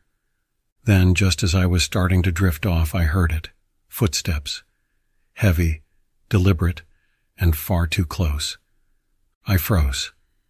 The footsteps were slow, dragging through the underbrush, circling our campsite. I could hear them moving just beyond the tent, crunching the leaves underfoot. And then they stopped, right next to us. I held my breath, listening intently. The fire had burned down to embers, so there wasn't much light outside. But there was something out there. I was sure of it. A faint whisper reached my ears, so low it could have been the wind. But it wasn't. It was words. I couldn't make them out, but they were definitely there, murmuring in a strange cadence like a chant. The hairs on my arms stood up. I gently nudged Sarah, but she didn't stir. My pulse quickened as I strained to hear anything else, but everything had gone quiet again. Just as I was about to dismiss it as my imagination, I saw it. Movement in the corner of my eye through the tent's mesh window. Someone was standing just beyond the tree line. I tried to focus, but my mind couldn't make sense of it. The figure was tall, unnaturally so, and lanky, with long, spindly limbs. Its eyes, God, I'll never forget those eyes, two pale, glowing orbs staring directly at our tent. I blinked, hoping it was some trick of the light, but no, it was there, watching us. I must have gasped because Sarah finally stirred. "What's wrong?" she whispered groggily. I couldn't speak, couldn't take my eyes off the thing outside. But by the time she looked, it was gone, melted back into the shadows. I tried to explain, but the words wouldn't come out right. She rubbed my arm, telling me I was probably dreaming, that we were safe. Eventually, exhaustion took over, and I fell into a restless sleep. The next morning, I wasn't sure if any of it had been real, but then Jason mentioned something strange over breakfast. "Did you guys hear someone walking around last night?" he asked, looking uneasy. "I thought I heard footsteps and, whispering." Lisa rolled her eyes, but I caught the nervous glance she gave Sarah. I wasn't the only one who had felt it. The day passed without incident, though the air felt charged, like the forest was holding its breath. We stuck close to camp, but every so often I'd catch Jason glancing into the woods, as if expecting something to emerge from the trees. By dusk, I was ready to leave, but Sarah insisted on staying one more night. She'd planned this trip for weeks, and I didn't want to be the one to ruin it. So, reluctantly, I agreed. That night was worse. It started with the sounds again. This time, though, it wasn't just footsteps. There was a low guttural growl that echoed from somewhere deep in the forest, followed by more whispers, louder now, like they were coming from every direction. I sat up in the tent, heart pounding in my chest. The fire outside flickered weakly, casting long, distorted shadows against the trees. And then I saw it. Several figures, barely visible, standing at the edge of the clearing, their eyes glowing faintly in the dark. I shook Sarah awake, my voice barely a whisper. "They're back." "What?" she asked, confused and still half asleep. Before I could answer, one of the figures stepped closer, emerging from the trees. It was tall, almost skeletal, with skin stretched tight over its bones. Its face was wrong, twisted, like someone had carved it from wood but hadn't finished the job. And then it smiled, revealing rows of jagged teeth. I scrambled out of the tent, dragging Sarah with me. Jason and Lisa were already outside, staring in horror at the creatures surrounding us. "What the hell is that?" Jason shouted, backing up toward the car. I didn't have an answer. We grabbed whatever we could and ran for the car, the creatures moving slowly toward us, their whispers growing louder, more frantic. As we jumped in and slammed the doors, one of them reached out, its long, bony fingers brushing the window. We sped off down the gravel road, not daring to look back until we were miles away. When we finally stopped, none of us spoke for a long time. The woods, the figures, the whispers, it all felt unreal, like a nightmare we'd collectively shared. But I knew what I'd seen. The next day we tried to talk about it, but every explanation felt hollow. Were they cryptids, skinwalkers? Something older, something darker? I don't know. All I know is that the forest wasn't empty that night, and whatever was out there, it didn't want us to leave. Hollow Creek wasn't on any official map. It was one of those forgotten places locals only talked about in passing, and only then with a strange, hushed tone, as if mentioning it too loudly would invite something unwelcome. It was precisely the kind of place my friends and I were looking for. Remote, untouched, the perfect spot for a weekend of camping. We wanted to get away from it all. The noise of the city, our jobs, everything. "Nothing but nature and us," Tony had said with a grin, packing up the last of his gear. I had smiled, ignoring the twinge of unease I felt as we prepared to head out. I'd heard the stories, just like everyone else. Stories about people who went into Hollow Creek and never came back. Stories about the trees whispering your name, about shadows that moved where no person should be. But those were just stories, right? The four of us, me, Tony, Sarah, and Lucas, set out early Saturday morning. The drive was long, and the roads became rougher as we left the small town behind. The further we went, the more it felt like we were entering another world. The trees here were ancient, towering above us with branches that twisted and tangled in ways that made the light from the sky seem dimmer. The air was heavy, thick with the smell of pine and damp earth. By the time we arrived at Hollow Creek, the sun was beginning to set. The creek itself was narrow, winding through the forest like a black ribbon, its waters still and strangely reflective. We set up camp by its banks, the sound of the water barely a trickle as it moved over the rocks.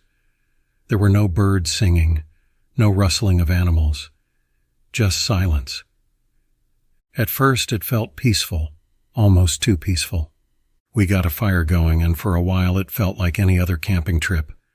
We joked, passed around beers, and talked about nothing in particular. But as the night wore on, the atmosphere began to shift. The firelight seemed dimmer than it should have been, the shadows creeping closer with every passing minute. It was Sarah who noticed the first strange thing. "Do you guys hear that?" she asked, her voice low. We all stopped talking, listening. At first, I didn't hear anything, just the crackling of the fire and the soft gurgle of the creek. Then faintly I heard it, a soft murmur like voices. But they weren't coming from us. They were coming from the trees. Probably just the wind, Tony said, though his voice lacked the usual bravado. We all agreed, though none of us seemed convinced. As the night dragged on, the whispers grew louder, more distinct. It was like they were trying to say something, but the words were garbled, distant, just out of reach. Every time I turned my head toward the sound, it stopped, only to start again when I wasn't looking. Lucas was the first to snap. "This is freaking weird, man," he said, standing up and pacing around the campfire. "I'm not hearing things right. You all hear it too?" We did, and that was the problem. By midnight, none of us could deny it anymore. The forest was alive with voices, low, echoing whispers that seemed to rise from the ground itself like the earth was speaking to us. Every now and then, I thought I heard my name in the mix, soft, insistent. "Matt." At first, I thought I was imagining it, but when I looked at the others, I could tell they were hearing their names too. Sarah's face was pale, her eyes wide, as she stared into the fire, and Tony, who was always the tough guy, was gripping the edge of his chair, his knuckles white. "We should leave," Sarah said, her voice trembling. "We shouldn't be here." But where would we go? The darkness pressed in on all sides, the forest endless and impenetrable. And those whispers, they never stopped. They seemed to come from every direction at once, growing louder with every passing second. Then the trees began to move. I don't mean the wind rustling through the branches. No, these trees shifted. It was subtle at first, a branch here, a trunk bending slightly there. But soon, the whole forest seemed to be swaying, the trees leaning in toward our camp like they were alive, like they were watching us. And then I saw something in the distance, just beyond the edge of the firelight, between the thick pines. A figure stood, tall, too tall to be human, its body thin and impossibly long. Its face, if it had one, was hidden by the shadows, but its eyes glowed faintly, like two dull embers in the dark. "Do you see that?" I whispered, my throat dry, my voice barely audible. No one answered, but I knew they saw it too. The figure didn't move. It just watched us, silent, patient, waiting. Then, slowly, it stepped forward. The fire sputtered as a gust of wind swept through the clearing, the flames nearly going out. The figure disappeared into the darkness for a moment, only to reappear closer, the shadows shifting around it unnaturally. My heart pounded in my chest, my breath coming in shallow gasps. "We have to go," I said, standing up, grabbing Sarah's arm. But before we could do anything, the whispers rose to a deafening roar, swirling around us, suffocating us with their intensity. They weren't whispers anymore. They were screams. They were all around us, screaming our names, screaming words I couldn't understand, the voices overlapping, growing louder and louder. The trees swayed violently, their branches clawing at the sky like they were trying to tear it open. And that figure, it was closer now, just at the edge of the firelight, towering over us. I could see its face now, elongated, hollow, with no eyes, no features, just a void where its face should have been. Tony grabbed a burning log from the fire and swung it wildly in the air, yelling for the figure to stay back. But it didn't flinch, it didn't move. It just stood there, watching. And behind it, I saw more of them. Dozens of figures, tall and thin, their bodies barely visible in the shifting shadows. We bolted it. I don't know how we made it out of the clearing, but we ran like our lives depended on it. The trees whipped past us, their branches reaching out like hands, trying to pull us back. The whispers followed, screaming louder than ever, our names echoing through the forest. Matt, Sarah, Tony. We didn't stop running until we burst out onto the dirt road, our lungs burning, our hearts racing. The forest was behind us now, but the whispers, they were still there, just on the edge of hearing, carried on the wind. When we finally made it back to the car, none of us spoke. We drove in silence, the weight of what had happened pressing down on us like a lead blanket. The only sound was the soft hum of the engine and, in the distance, the faint echo of the whispers that had followed us out of the woods. We haven't talked about it since. I don't know what's in Hollow Creek and I don't ever want to find out, but sometimes late at night I still hear it, my name whispered on the wind. It calls to me, beckoning as if the forest is waiting for me to come back. And I know deep down that if I do, I won't make it out again. There's a spot in the national forest that most people don't know about. A friend of mine, Ryan, had stumbled on it by accident a few years back while backpacking off-trail. And ever since then, it became our secret place to camp. No signs, no paths, just a small clearing nestled between a rocky cliff and a deep, still lake. It was perfect. Or at least we thought it was. Last fall we planned one final trip before the weather turned cold. Just me, Ryan, and our friend Matt. We packed light, planning to hike the 6 miles into the clearing and spend the weekend fishing and enjoying the quiet. No one ever came out that far, so we were guaranteed complete isolation. The hike in was uneventful, just the steady rhythm of our boots crunching the fallen leaves and the occasional chatter about work or life. The air had that crisp, cool bite of early autumn, and the sky was a dull gray, thick with clouds that promised rain. By the time we reached the clearing, the wind had picked up, rustling the trees and sending ripples across the surface of the lake. We set up camp quickly, eager to get a fire going before the sun dipped behind the cliff. I couldn't shake the feeling that something felt off. I told myself it was the weather. Overcast skies always made things feel gloomier. But as I stood by the water, staring into the murky depths, a chill crept up my spine. Something about the stillness of the lake unnerved me. There wasn't a single ripple, not even a fish breaking the surface. It was as if the water was holding its breath, waiting. The first night was fine. We ate, laughed, and swapped stories by the fire. But as the night dragged on, that unease grew. The forest around us seemed unusually quiet. No owls, no rustling animals, not even the familiar creak of tree branches in the wind. Just silence, the kind that presses in on you, making the hairs on the back of your neck stand up. At some point, Matt stood up, stretching his arms. "I'm going to hit the sack," he said, his voice cutting through the silence. Ryan and I nodded, still staring into the flickering flames. We were tired too, but neither of us moved right away. There was something unspoken in the air. Both of us felt it, but neither wanted to admit it. Eventually, we doused the fire and headed to our tents. I don't know how long I lay there, listening to the wind whip around the clearing when I first heard it. A low, steady drip. At first, I thought it was rain. Maybe the weather had finally broken. But as I listened closer, I realized the sound wasn't coming from above. It was coming from the lake, slow and deliberate, like something thick dripping into the water. Drip, drip. It was an unnatural sound, and it made my skin crawl.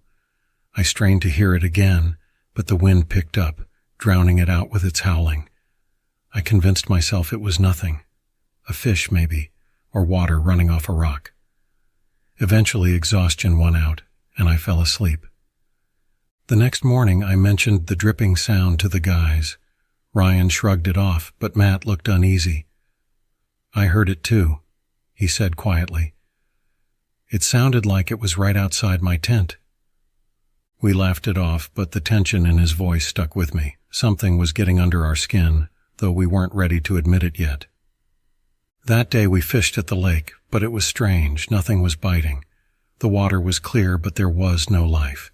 No fish, no movement beneath the surface, just an eerie stillness. By mid-afternoon, we gave up, frustrated and on edge. As evening approached, the wind died down, and a thick fog began to roll in across the water. It settled in the clearing, clinging to the trees like smoke. We sat around the fire, each of us more subdued than the night before, the weight of the silence pressing down on us. That's when we heard it, a splash. It was loud, sudden, as if something huge had broken the surface of the lake. All three of us froze, staring at the water. The fog was so thick now that we couldn't see the shore, but the sound was unmistakable. Something had disturbed the water. "What the hell was that?" Ryan muttered, his eyes wide. "Probably a fish," Matt offered, but his voice was shaky. We both knew there was no fish that big in that lake. For a long moment we sat there, the fire crackling as we stared into the fog, and then we heard it again. Drip. Drip. That slow, deliberate sound like something thick dripping into the water. We grabbed our flashlights and cautiously approached the shore. The fog was so dense we could barely see a few feet ahead. As we neared the water, the dripping sound grew louder, more insistent. My heart was pounding in my chest, every instinct telling me to turn back, but we kept going. Suddenly, Matt stopped dead in his tracks. "Do you see that?" he whispered, his flashlight trembling in his hand. I squinted through the fog, and my breath caught in my throat. There, just beyond the reach of our lights, was a figure. It stood motionless at the water's edge, its back to us. Tall, too tall to be human, with long, spindly arms that hung unnaturally low. Its skin was pale, almost translucent, and its head was turned ever so slightly, as if it was listening to us. "Is that a person?" Ryan whispered, though he already knew the answer. We didn't move, we didn't breathe. We just stood there paralyzed, staring at this thing that shouldn't exist. And then, slowly, it began to turn. Its movements were jerky, unnatural, like a puppet on strings. As it rotated, we saw its face, or rather the lack of one. Where its eyes, nose, and mouth should have been, there was only smooth, featureless skin, like someone had wiped it clean, and then it tilted its head as if it was considering us. Without a word, we turned and ran, crashing through the underbrush, our hearts pounding in our ears. I don't know how long we ran, but it felt like forever. We didn't stop until we reached camp, panting and terrified. We packed up in silence, our hands shaking as we threw our gear into our bags. None of us dared look toward the lake, but I could feel it. I could feel those empty eyes watching us from the fog. We left that night, hiking through the dark, stumbling over roots and rocks in our panic. By the time we reached the car, the sun was just starting to rise, casting the world in a pale gray light. We didn't say a word on the drive home. None of us ever spoke about what happened that weekend, not to each other, not to anyone. But sometimes, late at night, I'll hear it again, that slow, steady drip, and I'll remember that faceless thing standing at the edge of the lake, listening, waiting, and I'll know that it's still out there in the fog watching. I always loved camping. Something about the fresh mountain air, the crackling of the campfire, and the isolation from the busy world always gave me peace. This time was no different. It was a late fall weekend, and my friends Matt and Sarah had convinced me to camp out at a secluded spot they found a few hours outside of town. We arrived just before dusk, the sun casting long, eerie shadows between the towering pines. The campsite was far from any main roads, no cell signal, no one around for miles. Perfect, I thought. Just us, the stars, and a weekend of relaxation. The first few hours were blissful. We set up our tents, gathered firewood, and joked around as the flames flickered high into the night sky. As the evening deepened, an unsettling chill settled over the woods. It wasn't the cold that got to me, though. It was the quiet, too quiet. No wind rustling through the trees, no insects buzzing, no nocturnal animals stirring. Just silence. After dinner, Sarah excused herself to use the bathroom, heading into the woods with her flashlight. Matt and I stayed behind, poking at the fire in comfortable silence. Minutes passed, then more minutes. We figured she might be taking her time, so we didn't think much of it. Until I heard the voice. It was faint, like a whisper carried on a breeze, but there was no breeze. "Help me." I froze, glancing at Matt, but he didn't seem to hear it. I shook it off. Maybe I was imagining things. But then I heard it again, this time louder, more desperate. "Help me!" I shot up, my heart racing. "Did you hear that?" "Hear what?" Matt asked, looking confused. The voice, it sounded like Sarah. Matt frowned. "Sarah, she's just—" He trailed off, glancing toward the trees. "She's been gone a while, hasn't she?" We both grabbed our flashlights and called out for her. "Sarah? Hey, Sarah? You good?" No response. The woods, once familiar and comforting, now seemed alien, darker, like they were closing in on us. We ventured in the direction she went, flashlights cutting through the thick trees, calling her name louder now. Still nothing. After what felt like hours, but was probably just minutes, we found her flashlight lying on the ground, flickering weakly. No sign of Sarah. "Sarah!" I yelled, panic rising in my chest. "Sarah, where are you?" Suddenly, Matt tensed beside me, his face going pale. He grabbed my arm, squeezing hard. "Dude, look." I followed his gaze. There, not more than 30 feet away, was Sarah, or at least what looked like Sarah. She was standing perfectly still, facing away from us, her head tilted slightly, like she was listening to something.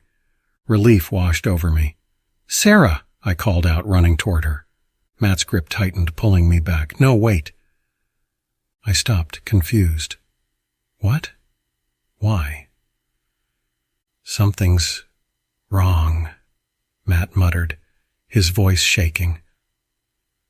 I turned back toward Sarah, or whatever that was. She hadn't moved, not even a twitch. The way she stood, so unnaturally still, her hair hanging limply around her face, was wrong. "Sarah?" I called out again, my voice faltering this time. Then she moved, jerkily, like a puppet whose strings had just been pulled. She turned her head, but not all the way, just enough for me to see the side of her face, her eyes empty, wide, like she wasn't seeing me at all. And then, without a sound, she stepped back into the shadows, disappearing into the trees. We stood frozen, fear wrapping around us like a vice. "That wasn't Sarah," Matt whispered, barely audible. I didn't want to believe him, but deep down I knew he was right. We retreated back to the camp, both of us shaken. I tried to rationalize it. Maybe she was playing some kind of prank. Maybe we were just tired, seeing things. But the unease gnawed at me. Back at the camp, the fire had died down to embers. We sat in silence, waiting for something, anything. I kept glancing at the woods, half expecting to see her step back into the clearing. Hours passed. Still no Sarah. Around 2 a.m., Matt suddenly stiffened beside me. "Do you hear that?" I strained to listen, and then I heard it, a faint, distant voice. But this time, it wasn't Sarah's voice. It was mine. "Help me." I felt my blood run cold. It was my voice calling out from the woods. Before I could react, we heard footsteps approaching the campsite. Slow, deliberate. Matt and I shot to our feet, shining our flashlights toward the sound. Sarah emerged from the trees looking normal. Too normal, like nothing had happened. She smiled at us, her eyes too bright, her expression too calm. "Where were you?" I stammered, my voice trembling. "Just needed some air," she said, her voice casual. "What's wrong? You guys look like you've seen a ghost." Matt and I exchanged a glance. Something was of. We both knew it. But what could we do? This was Sarah. At least it looked like her. We didn't ask any more questions, just sat back down by the fire, pretending everything was fine. The rest of the night passed in tense silence. Sarah eventually went to her tent, leaving Matt and me alone. Neither of us slept. By morning, I decided we needed to leave. But when we went to wake Sarah, her tent was empty. Completely empty. No sleeping bag, no clothes, no trace she had ever been there. Matt and I searched the entire campsite, the woods everywhere. There was no sign of her. It was like she had vanished. As we packed up to leave, I glanced down at my phone. Still no signal. but there was something on the screen that wasn't there before. A single notification, a voice message from Sarah's number. With shaking hands, I played it. It was static at first, then her voice, faint and terrified. "Help me, please. They're here. They're not me." The message cut out. "We never found Sarah. We reported her missing, but nothing ever came of it. Matt and I tried to move on, but something followed us back from those woods. I hear her voice sometimes, calling my name, just outside my window in my own voice.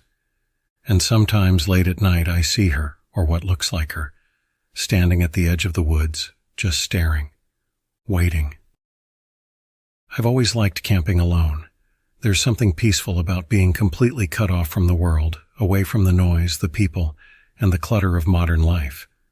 Just you, the trees, and the sound of your own breath. So when I got a rare weekend off from work, I decided to head out to a spot I'd never been before. An isolated patch of forest about 2 hours from town.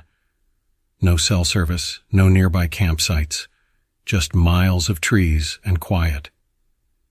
I packed light, tent, sleeping bag, some food, a flashlight, and a book. I wasn't planning on doing much more than sitting by the fire and listening to the wind. The trail wasn't marked on any map I'd seen, but I'd heard about it from an old hiker I met on a previous trip. He called it Dead Man's Hollow. A strange name, sure, but it was just a name. He had warned me it could be a little rough out there, but I wasn't worried. I'd been camping alone for years. The drive was uneventful, the hike even more so. I found the spot pretty easily, a small clearing beside a stream, surrounded by tall pines that blotted out most of the sunlight. Perfect. I set up camp quickly and spent the afternoon gathering firewood and exploring the area a little. There wasn't much to see, just more trees, the occasional animal track, and the slow-moving water of the creek. As the sun started to set, I lit a fire and cooked a simple dinner. By the time the stars came out, I was already feeling relaxed. The night was cool, and the fire crackled softly, casting flickering shadows through the trees. I sat there for a long time just staring at the flames, letting the quiet sink in. It was peaceful. Almost too peaceful. That's when I first noticed something wasn't right. It wasn't an immediate feeling, more like a subtle shift. The sounds of the forest, crickets, the rustling of leaves in the breeze, they all seemed to stop. 1 second, the night was alive with the typical noises of the woods, and the next, there was nothing. Complete silence. It was as if someone had flipped a switch. I sat up, suddenly on edge. My flashlight was beside me, so I grabbed it and shined it into the darkness. The trees looked normal, their long shadows stretching toward the campfire, but something about the air felt heavy. I couldn't explain it. It was like I was being watched, though I knew that was impossible. "Hello?" I called out, half expecting to hear nothing but my own voice bouncing off the trees. But there was something else. A faint, almost imperceptible sound. At first I thought it was the wind, but it was too rhythmic for that. It was a faint humming, low and drawn out, almost like someone was humming a lullaby off in the distance. I stood up, shining my light toward the source of the sound. It was coming from deeper in the woods, past the creek, where the trees grew thicker and the shadows swallowed up the light. The sound was getting louder, more distinct, and the hairs on the back of my neck started to stand up. "Who's there?" I shouted, trying to keep my voice steady. The humming stopped. Just like that. And in its place, there was only silence again. My pulse quickened as I scanned the tree line, my flashlight trembling in my hand. I was no stranger to weird sounds in the woods, but this felt different. I told myself it was nothing. Maybe my mind was playing tricks on me. After all, I was alone, and being alone in the dark can do funny things to your head. I forced myself to sit back down by the fire, but my body was tense. I couldn't shake the feeling that something was wrong. About an hour passed, and the silence persisted. I tried to distract myself with my book, but I kept glancing toward the trees, half expecting something to emerge from the shadows. Eventually, exhaustion won out, and I crawled into my tent, leaving the fire to die down to embers. The forest stayed quiet as I zipped up the tent and settled into my sleeping bag.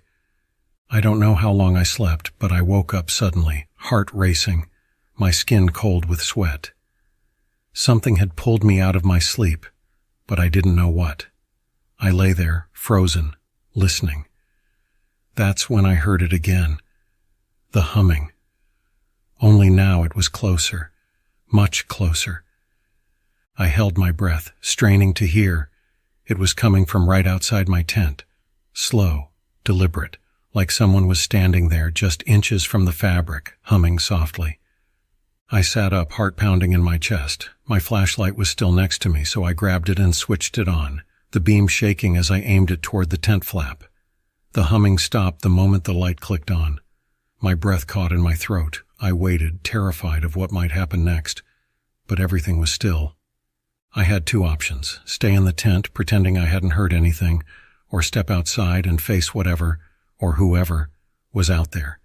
Every instinct in my body told me to stay put, but something compelled me to move.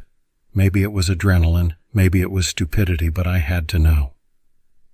I unzipped the tent as quietly as I could and stepped out into the cold night air, flashlight in hand. The fire was nothing more than a few glowing embers now, casting faint light on the ground. I swept the beam across the campsite. Nothing. Just the trees, the creek, and the silence. I turned in a slow circle, my heart still racing. There was no one there, no animals, no people, just me and the cold, still night. I let out a shaky breath, telling myself I must have imagined it. Maybe it was just a dream. But then I saw them, footprints, in the dirt just outside the tent, fresh, unmistakable footprints. Bare feet, no shoes, leading from the creek to where I was standing. My blood ran cold. I followed the prints with my flashlight, and they led right to the spot where I had been sleeping, stopping just inches from the tent flap. The dirt there was disturbed, like something had stood there watching me, humming softly before vanishing into the woods. I didn't wait to find out more. I grabbed my stuff, shoved it into my pack as fast as I could, and left everything I didn't need behind. I didn't care that it was still the middle of the night. I just needed to get out of those woods, back to the car, back to anywhere with light, with people. I hiked the whole way back, my flashlight cutting through the darkness, every crunch of a leaf underfoot sending chills down my spine. I kept expecting to hear that humming again, but I didn't. The forest remained eerily quiet, all the way back to the car. By the time I made it to the parking lot, dawn was just starting to break. The pale light of the morning didn't make me feel any safer. I jumped into the car, locked the doors, and sped out of there without looking back. I don't know what was out there that night. I don't want to know, but one thing's for sure. I'm done camping alone. The plan was simple. Just me, my girlfriend Emma, and our friend Jason on a weekend camping trip to get away from the noise of the world. We found a spot deep in the Appalachian wilderness, off the beaten path, far away from any other campsites. The kind of place where the only sounds are the wind through the trees and the crackle of your campfire. Or so we thought. It started off perfect. We set up camp right before sundown, close to a river where the water flowed peacefully. The forest was dense, the kind that swallows up the last bits of daylight fast, making everything feel smaller, tighter. But there was something peaceful about it, something untouched and primal. That night, we laughed, drank a bit too much, and told stories around the fire until the flames started to die out. That's when things took a turn. It was subtle at first. The woods grew quiet, not the normal, peaceful quiet we had earlier, but an oppressive silence, like the forest itself was holding its breath. No birds, no insects, not even the rustle of leaves in the wind, just nothing.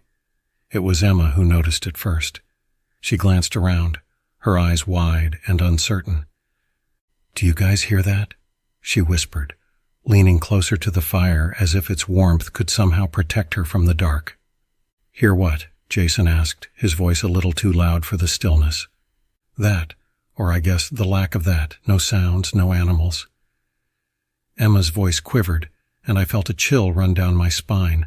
the kind that you can't quite explain. Jason brushed it off, of course, blaming it on the drinks and the woods playing tricks on our minds. But deep down, I knew Emma was right. There was something wrong about that silence, something unnatural. That night I couldn't sleep. I kept waking up, staring into the pitch-black woods just beyond the glow of our dying fire. Every time I closed my eyes, I felt it, the sensation of being watched, of something standing just outside our camp, waiting. I told myself it was nothing, but my instincts screamed at me. Something was out there. Around 2 a.m. I heard it. Footsteps, and they were slow, deliberate, crunching softly through the underbrush just outside the tent. My heart pounded in my chest. It wasn't an animal. The steps were too heavy, too human. I stayed perfectly still, holding my breath, hoping it would go away. But it didn't.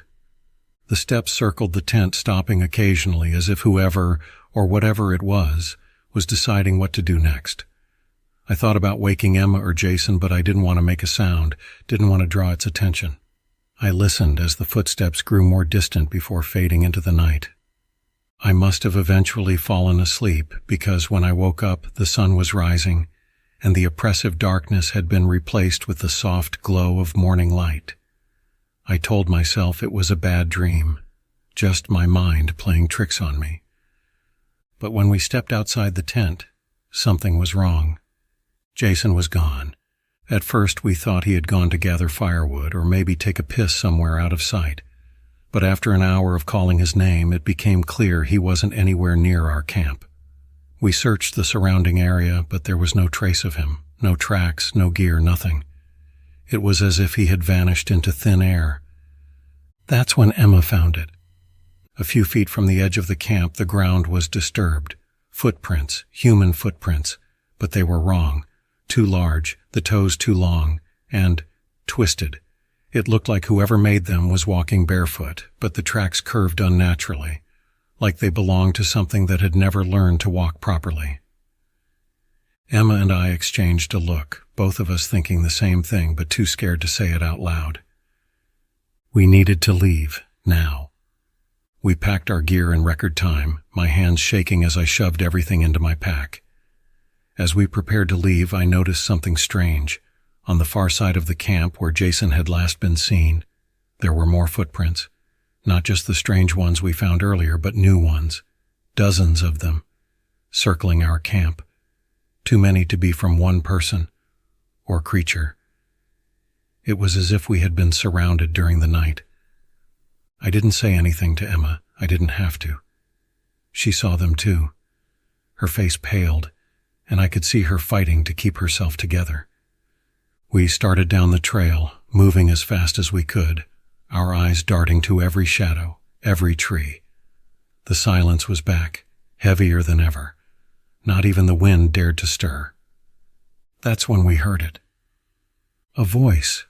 Jason's voice. "Guys, hey, over here!"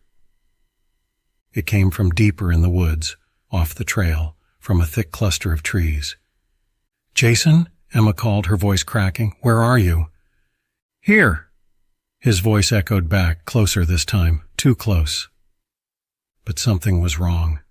The tone was off, too flat, like an imitation. And then it hit me. The words he was saying. They were the same ones he had shouted when we first started searching for him, repeating like a recording on loop. "Guys, hey, over here!"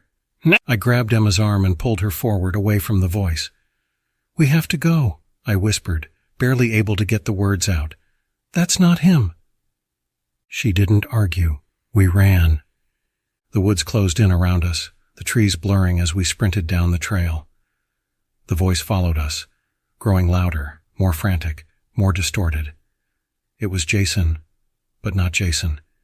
It kept repeating the same phrases, but they twisted, warped, overlapping like a chorus of voices speaking in unison. "Guys, over here, come help me." We didn't stop. We didn't look back. We must have run for miles before the voice finally faded, replaced by the normal sounds of the forest. Birds chirped, leaves rustled in the wind, as if nothing had ever been wrong. But we knew better. We made it back to the car just as the sun began to set, throwing long, eerie shadows across the dirt road. I slammed the door shut, my hands trembling as I fumbled with the keys. Emma was shaking too, her eyes wide with terror. As we sped down the road, I glanced in the rearview mirror. For a moment, just before the forest disappeared from view, I saw something standing at the edge of the trees, tall, thin, twisted, watching us, waiting for us to come back. And then, in a voice that was unmistakably Jason's, I heard it again. Over here. It was supposed to be a peaceful escape. Me, my brother Ethan, his girlfriend Jess, and my best friend Marcus decided to camp in Black Hollow Forest, a remote stretch of wilderness miles from the nearest town. It had been my idea, just a few days away from the city, deep in nature, where the stars were bright and the air was fresh. But from the moment we arrived, something felt off. The trees were taller than I'd imagined, ancient and twisted, their gnarled branches blocking out most of the sky. The ground was soft and uneven, and the deeper we went into the forest, the thicker the mist became. It clung to our clothes and faces, swirling in strange patterns that seemed to move with purpose, though I told myself it was just my imagination.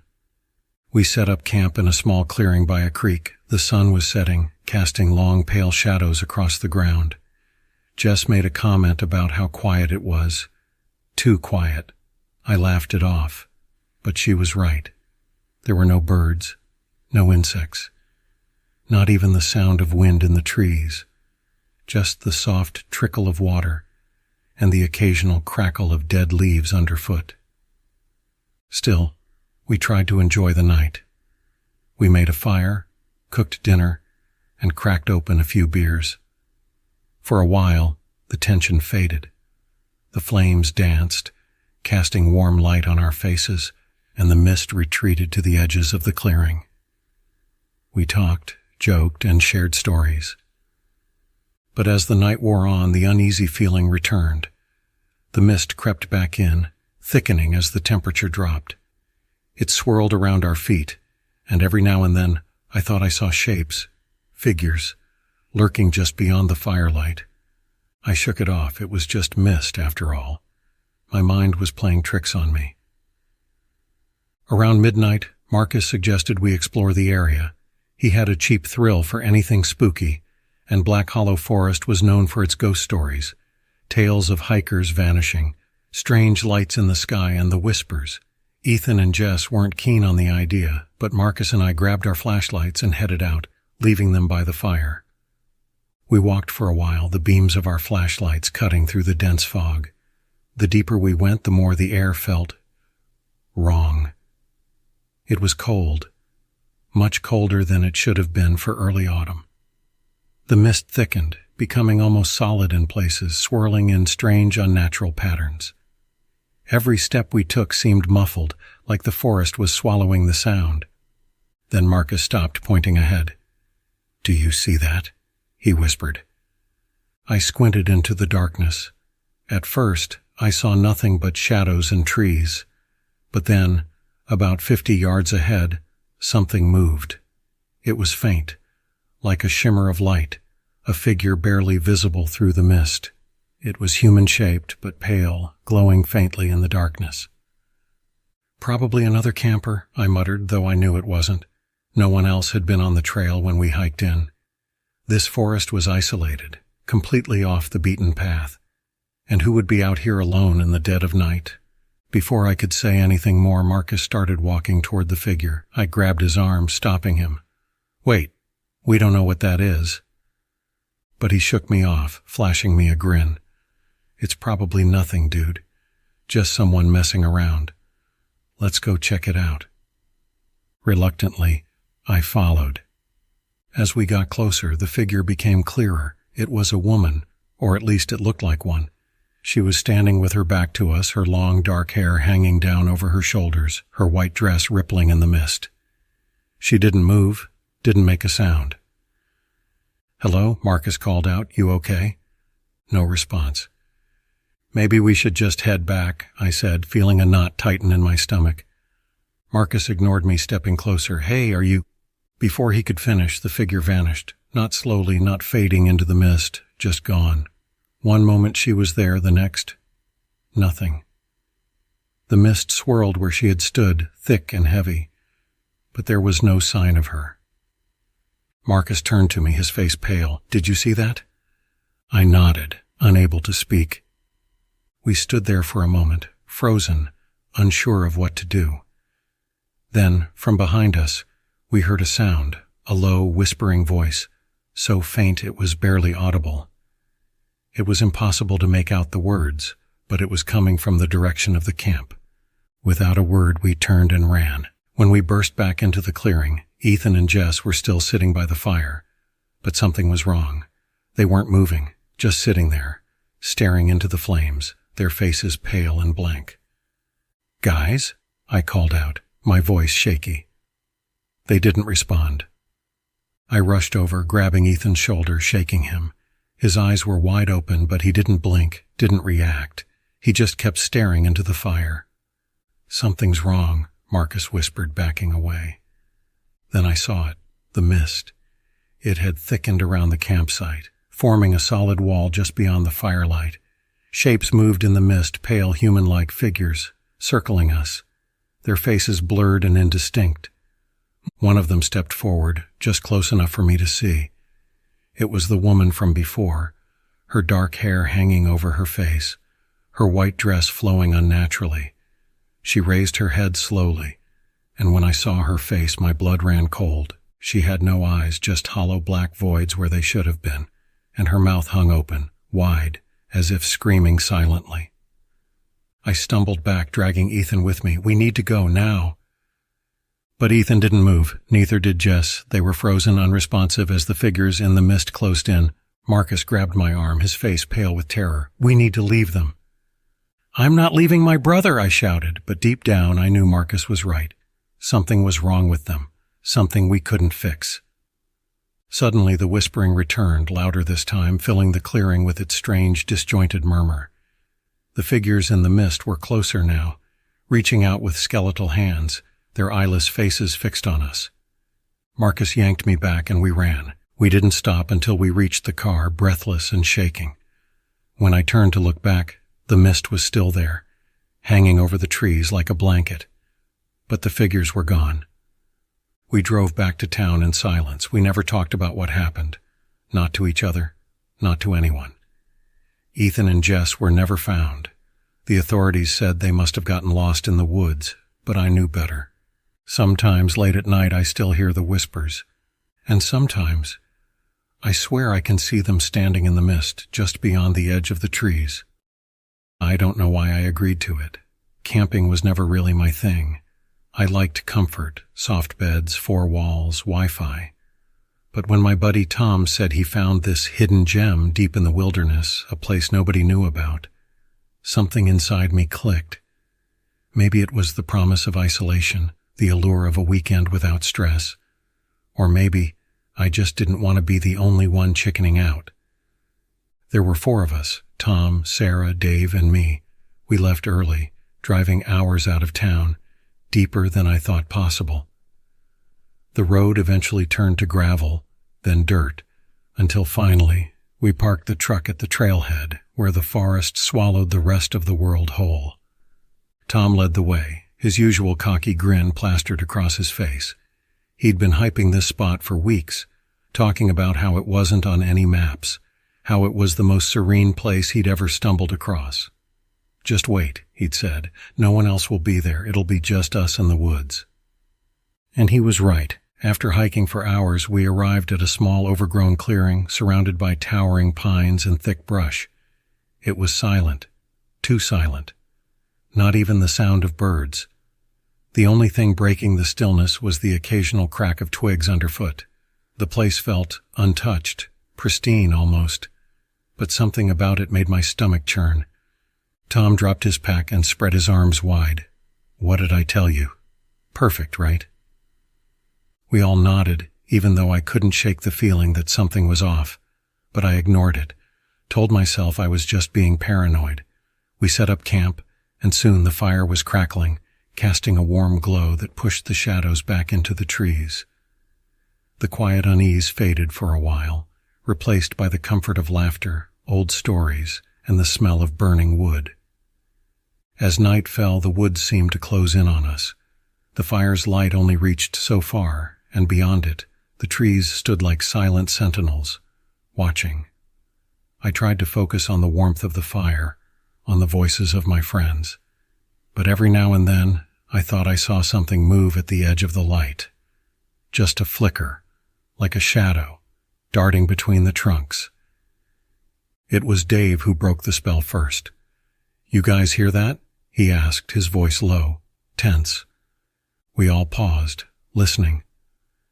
At first there was nothing but the crackle of the fire. Then I heard it too, faint but unmistakable. A rustling, like footsteps. But they weren't coming from the trail we'd hiked in on. They were coming from deeper in the woods, from the direction we hadn't explored. "Probably just an animal," Sarah said, though I could hear the uncertainty in her voice. We all tried to brush it off, but the mood had shifted. The air felt heavier, colder. We decided to call it a night soon after, retreating to our tents. Tom and Dave shared one, Sarah and I another. The fire flickered out, and the darkness pressed in, thick and impenetrable. I lay there staring up at the tent's nylon ceiling, listening to the sounds outside, rustling leaves, the creaking of tree branches swaying in the breeze. But every now and then there was something else, a sound that didn't belong, a whisper.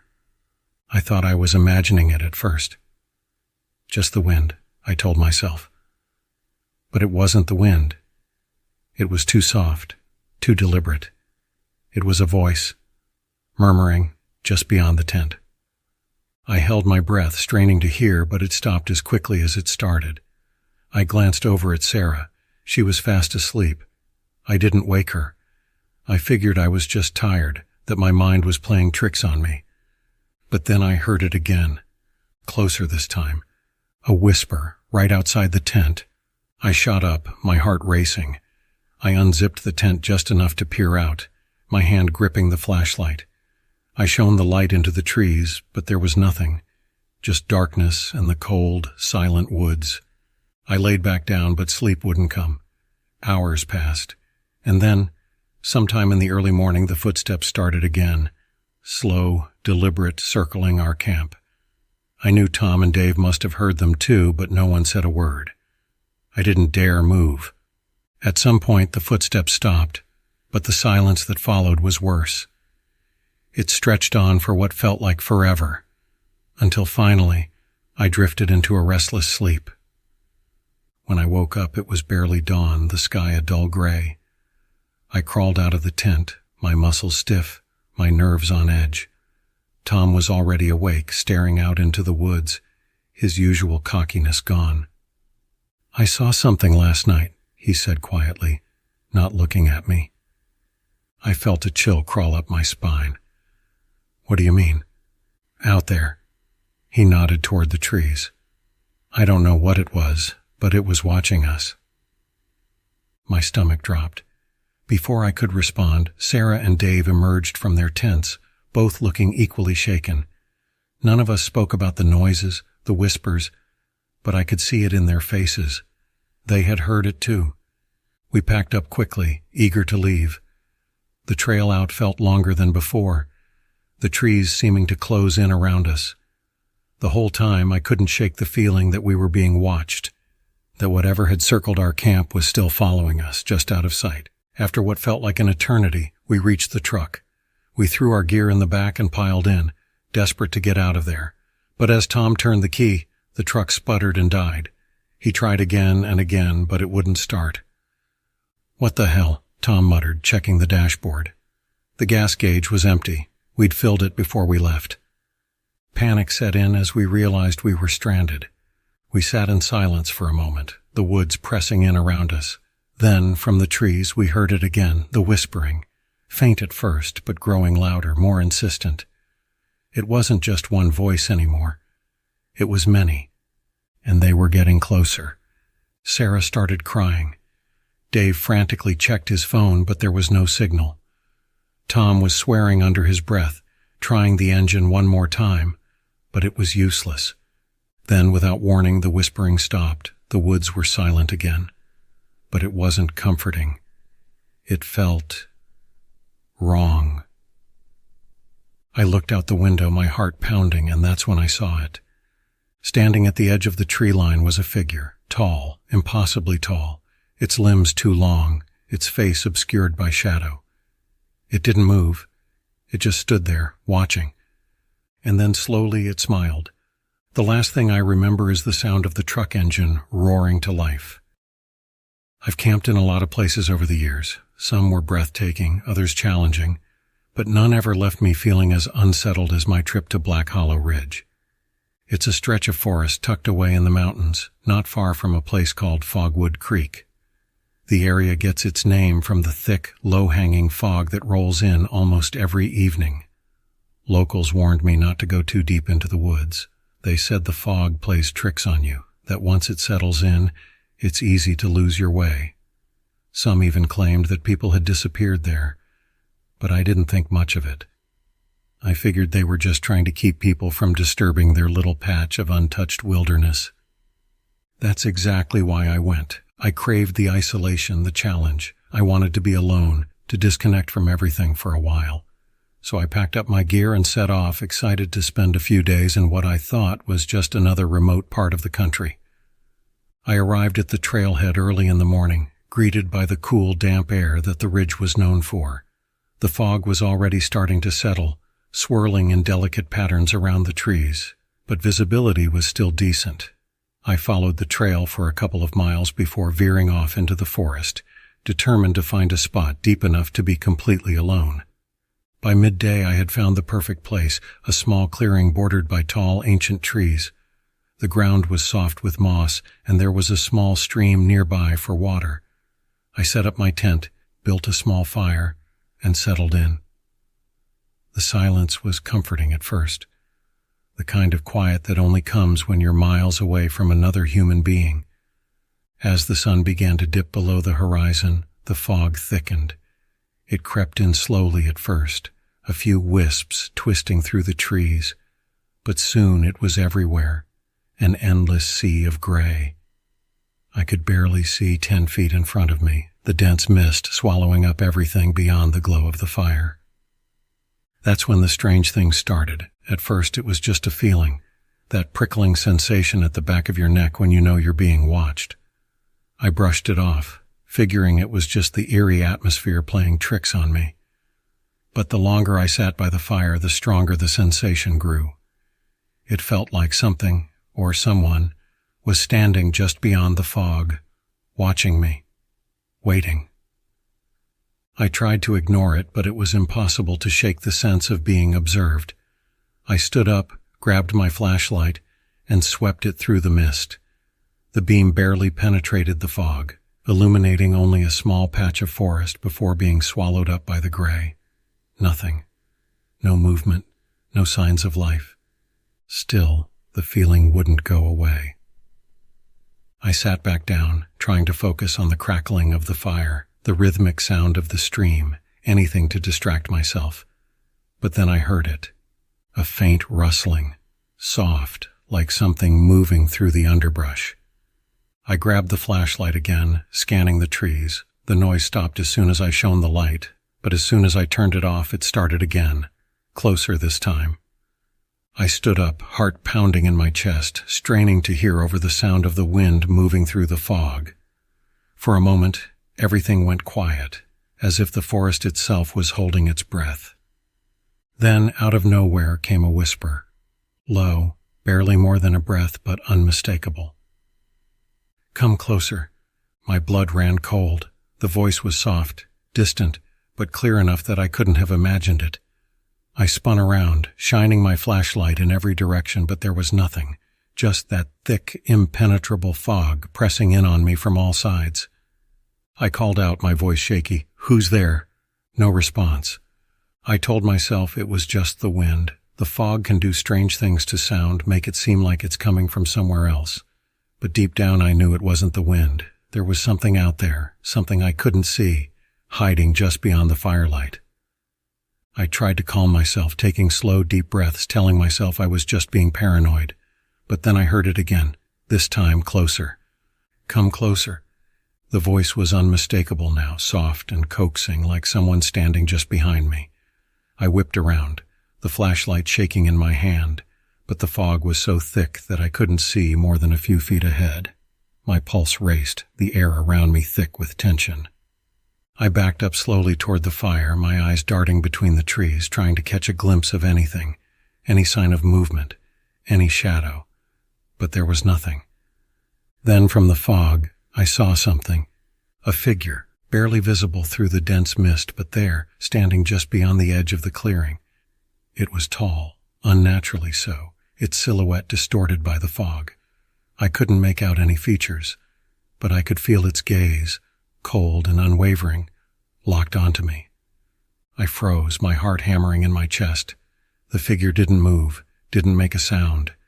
It just stood there watching. Come closer. The whisper was louder now, like it was coming from the figure itself, though I couldn't see a mouth or eyes or anything human about it. My instincts screamed at me to run, but my legs wouldn't move. I was rooted to the spot, staring at the shadow in the fog. And then, slowly, it began to move. It didn't walk or stumble like a person might. It seemed to glide, effortlessly, through the mist, inching closer to the edge of the clearing. My mind screamed for me to do something, anything. But I was frozen with fear, unable to tear my eyes away from the thing that was steadily closing the distance between us. In a panic, I grabbed the embers of my fire and flung them into the fog, desperate to scare it off, but the figure didn't stop. It just kept coming, the whispers growing louder, echoing through the trees, surrounding me. I turned and ran. I don't remember packing up my gear. I don't remember the exact moment I decided to bolt, but the next thing I knew, I was sprinting through the fog, tripping over roots and underbrush, my heart slamming in my chest. The whispering followed me, growing fainter but still there, lingering in the back of my mind. I didn't stop running until I reached my car at the trailhead, breathless and trembling. The fog had followed me the whole way back, clinging to the trees like something alive, watching, waiting. I haven't gone back since. I don't plan to. Whatever I saw that night in Black Hollow Ridge, it wasn't human. And it wasn't just watching me. It was calling me, waiting for me to come closer. And I know deep down that if I had listened, if I had taken just one more step toward that figure, I never would have made it out of those woods alive. I'm not new to camping alone. In fact, I prefer it. There's something about being completely on your own, away from the endless noise and hum of daily life, that feels freeing. The wilderness has always been my escape. A place where I could hear myself think, where I could simply exist without distraction. But this trip was different. I found the spot after searching online for places far off the beaten path. The more remote, the better. It was a small patch of forest near a river, about a half-day's hike from the nearest trailhead. There were no other campsites nearby, no marked trails, no people. Perfect solitude. It was everything I was looking for, or so I thought. I arrived late in the afternoon after a long, grueling hike. The air was heavy with the scent of wet pine and decaying leaves. There was something a little off about the place, though I couldn't put my finger on it. The trees were thicker here, the underbrush dense and tangled, like the forest itself had grown wild, untouched for decades. I pitched my tent in a small clearing near the river. The water flowed gently, a soft, rhythmic sound that normally would have been soothing, but instead, it felt like it was trying to mask something. I couldn't hear any birds, no rustling in the bushes. The forest was still, too still. I forced myself to ignore it. I'd come here for peace, after all, and that's what I was going to get. By nightfall, the fire was crackling, sending sparks dancing into the air. I sat on a log staring into the flames, listening to the occasional pop of burning wood. The darkness around me felt thick, pressing in from all sides, swallowing the trees just beyond the firelight. Every now and then I thought I saw movement at the edge of my vision, but when I looked directly, there was nothing. Just shadows playing tricks on me. That's what I told myself. It was around midnight when I first heard it, a low, distant sound barely audible over the crackling fire and the river. A faint hum, like the wind moving through the trees. Only, there was no wind. I stood up, scanning the woods with my flashlight. The beam cut through the darkness, but it didn't reach far. The trees stood still, silent, their branches hanging limp. I shook my head, laughing nervously. It was nothing. Probably an animal in the distance. I'd been in the woods enough to know the kinds of sounds they make. But then a few minutes later, I heard it again, closer this time. A hum followed by a soft whisper. My skin prickled. It wasn't a voice exactly, more like the sound of someone breathing softly, just out of sight, barely there. I stood frozen for a moment, straining to hear. But the sound faded into the night, leaving only the crackle of the fire and the distant gurgle of the river. I told myself it was just the forest. Sounds travel strangely at night, especially in places as remote as this. Still, I couldn't shake the feeling that something was off. I didn't sleep well that night. Every time I closed my eyes, I heard it. Faint noises, a soft rustle, the distant hum. Several times, I thought I heard footsteps crunching through the leaves just outside my tent. But every time I opened the flap and shone my flashlight out into the dark, there was nothing there. By morning I was exhausted, but the daylight brought some relief. The unease from the night before faded in the light of day, though a nagging feeling still tugged at the back of my mind. I decided to explore the area a bit, hoping that a long hike would clear my head. The forest was dense, the air damp and heavy. I walked along the river for a while, trying to shake the feeling of being watched. But no matter how far I went, that sensation clung to me, like unseen eyes followed me through the trees. At one point I found a spot where the ground was soft, almost muddy, and there, pressed into the earth, were footprints, bare, human footprints. My heart skipped a beat. I hadn't seen or heard anyone else since I arrived. And these prints were fresh. Too fresh. They were larger than mine, deep enough to suggest that whoever made them had been standing there for some time, just watching the river. I told myself it had to be an old print, maybe from a hunter or a hiker who had passed through long ago. But as I looked closer, I noticed something else. There were more prints leading away from the river and disappearing into the woods, and they led straight toward my camp. A chill crawled down my spine. I turned around, scanning the forest, half expecting to see someone standing there watching me. But there was nothing. Just the trees, tall and silent, their branches hanging heavy with the weight of the damp air. I hurried back to camp, the feeling of being watched growing stronger with each step. By the time I returned, the sun was already dipping low, casting long shadows over the clearing. I wanted to leave. Every instinct was screaming at me to pack up and get out before night fell. But the hike back to the trailhead was long, and I wasn't sure I'd make it before dark. That night, the forest seemed to close in around me. The fire felt smaller, the darkness heavier, and the noises. They were closer now. I could hear them just beyond the circle of light, soft whispers, barely more than breaths, as if someone was standing just outside the firelight, speaking in hushed tones. Then came the footsteps, slow, deliberate, moving around the clearing, circling me. I stood up, clutching the flashlight in one hand, a knife in the other. My heart pounded in my ears as I swept the beam across the trees, my breath catching in my throat. Nothing, no one, but I knew. I knew I wasn't alone anymore.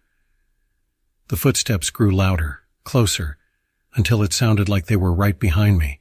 I spun around, shining the light frantically into the dark. And that's when I saw it, a figure standing just beyond the reach of the light. Tall, thin, its face obscured by shadows. It didn't move, didn't make a sound. It just stood there, watching. I froze.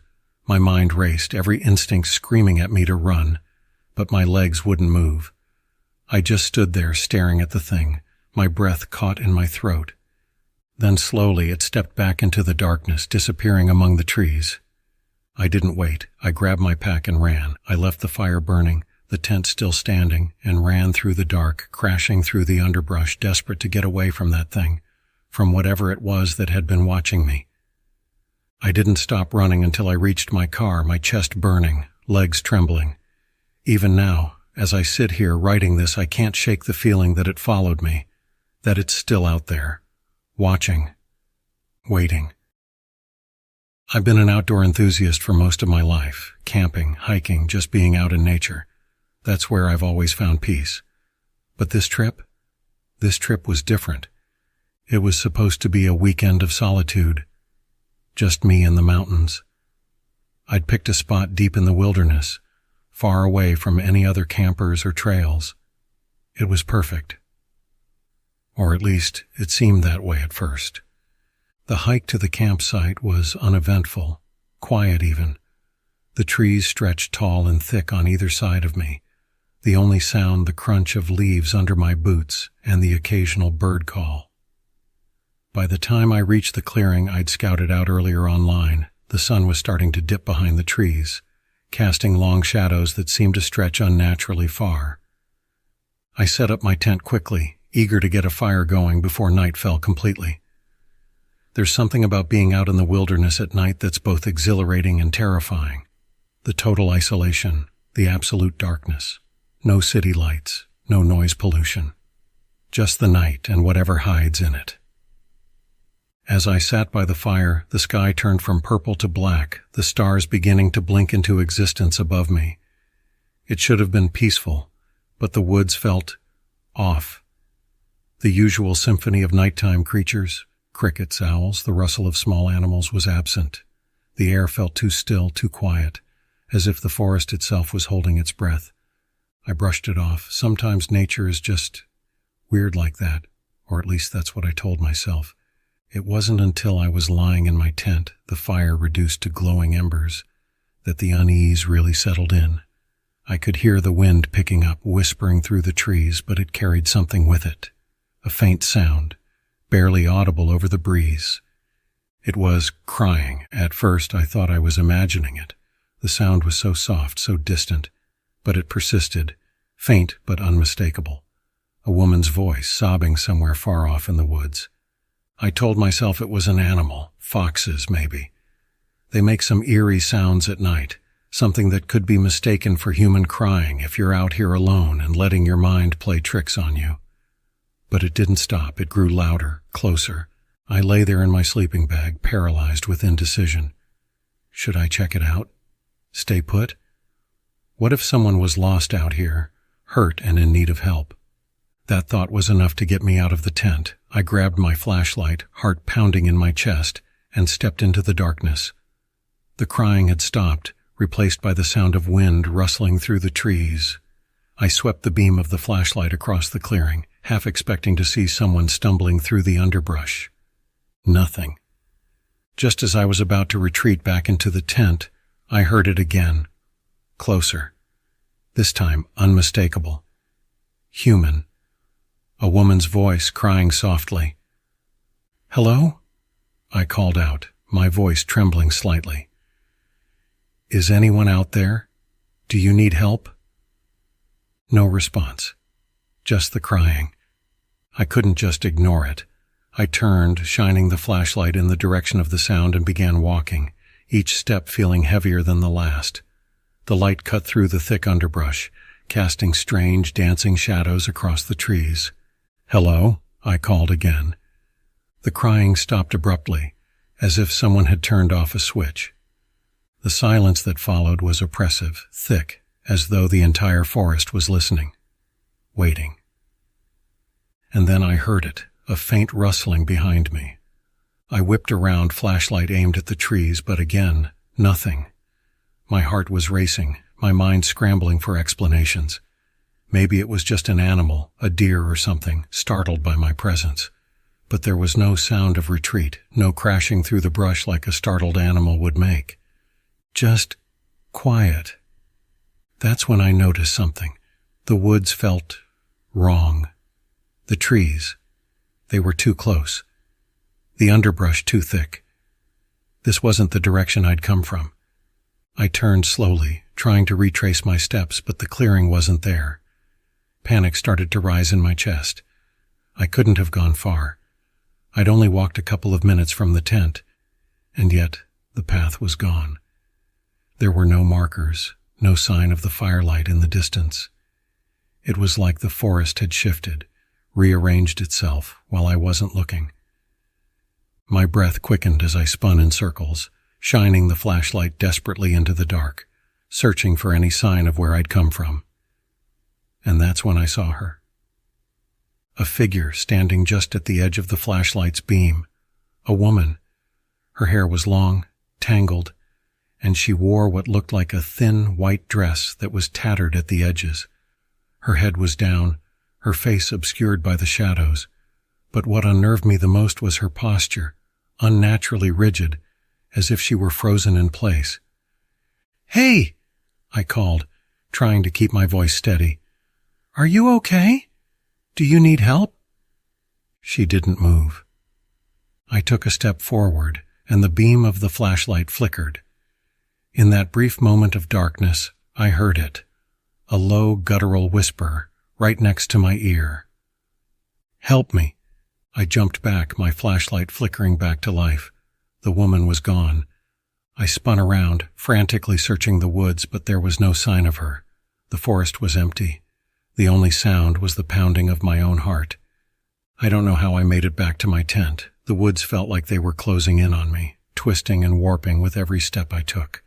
But eventually I stumbled into the clearing, the dim glow of the fire's embers still burning in the distance. I didn't sleep that night. I sat by the dying fire, gripping the flashlight in one hand and a knife in the other, my eyes scanning the tree line for any sign of movement. The crying never came back. At first light, I packed up my things and got the hell out of there.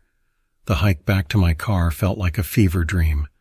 The woods were still too quiet, the air too thick with tension.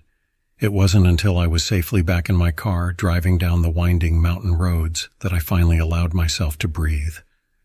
I didn't talk about what happened. I tried to forget it. But last night I was going through my camera, looking at some of the photos I'd taken during the trip. One of them wasn't mine. It's a photo of me standing in the clearing, staring out into the woods. But I didn't take it.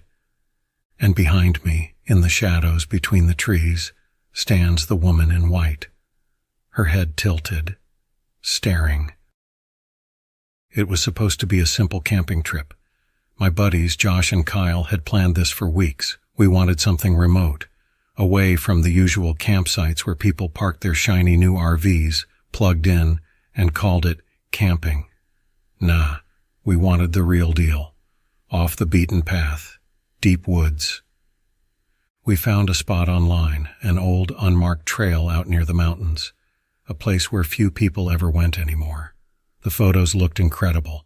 Thick, towering trees, a crystal-clear river, and nothing but miles of untouched forest. Exactly what we wanted. The hike was brutal. The trailhead was barely visible, just a gap between the trees that you'd miss if you weren't looking for it. We spent hours trekking deeper into the wilderness, the sound of civilization fading with each step. By the time we reached the clearing where we'd set up camp, the sun was already dipping low, casting the woods in a soft, amber light. It was perfect, quiet, isolated. Too quiet, maybe. But we didn't care. We were excited to finally be away from everything, surrounded by nature. Kyle started setting up the tent while Josh and I gathered wood for a fire.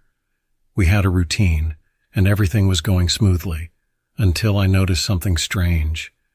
The trees around us were old, massive, gnarled things with roots as thick as my legs. But scattered throughout the clearing, there were dozens of small makeshift crosses, not like grave markers, more like shrines, twigs tied together with pieces of fraying string stuck into the ground haphazardly. Some of them were almost hidden in the underbrush, others more prominent, almost deliberately placed. "Hey, you guys see this?" I called over, holding up one of the little crosses. Josh glanced over and shrugged. Yeah, man, it's just old wood. Probably some Boy Scout troop or something. Kyle laughed. Yeah, or some hippie art project. I wasn't convinced. There was something odd about them.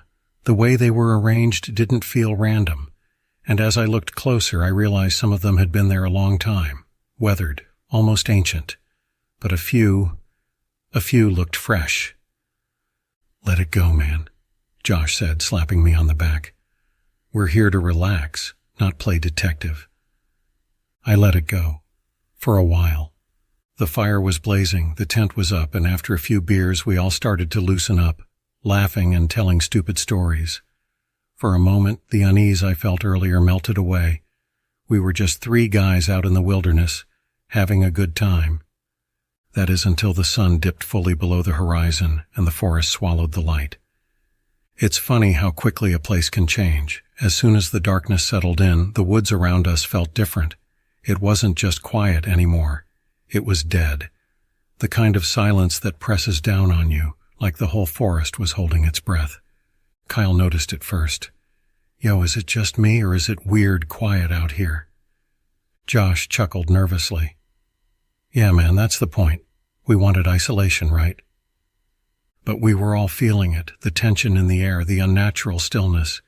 There were no sounds of animals, no rustling of leaves, not even the usual chirp of crickets. Just the crackle of our fire and the low hum of the wind. Then in the distance we heard it, a faint click-click. We all froze. The sound was soft, almost too quiet to hear, but it was there. Repetitive. Rhythmic. Did you guys hear that? I whispered. Kyle nodded slowly. Yeah. What the hell is that? We listened, straining to hear it over the fire. The sound continued, coming from the forest just beyond the clearing. Click, click, like the sound of something tapping together. Stones, metal. Josh stood up, grabbing a flashlight. I'm going to check it out. Don't, I said, standing up with him. It's probably nothing, but stay here, together. Josh gave me a look, but he stayed put. We all stood there, flashlights scanning the edge of the clearing, waiting for the sound to come again. But now there was nothing, just the oppressive silence pressing down on us once more. I don't like this, Kyle muttered, sitting back down by the fire. Maybe we should just pack up. Head back in the morning. I nodded, the unease growing in my chest, but Josh was already laughing it off. Come on, man, it's just the woods. We're probably psyching ourselves out. I wanted to believe him, I really did, but something didn't feel right. We sat in tense silence for a while, listening to the crackling of the fire. The unease hung in the air like smoke. And then, just as I was starting to think maybe Josh was right, we heard it again. Click, click, closer this time. I stood up, gripping the flashlight tighter. What the hell is that? Josh's smile faltered. Okay, yeah, that's weird.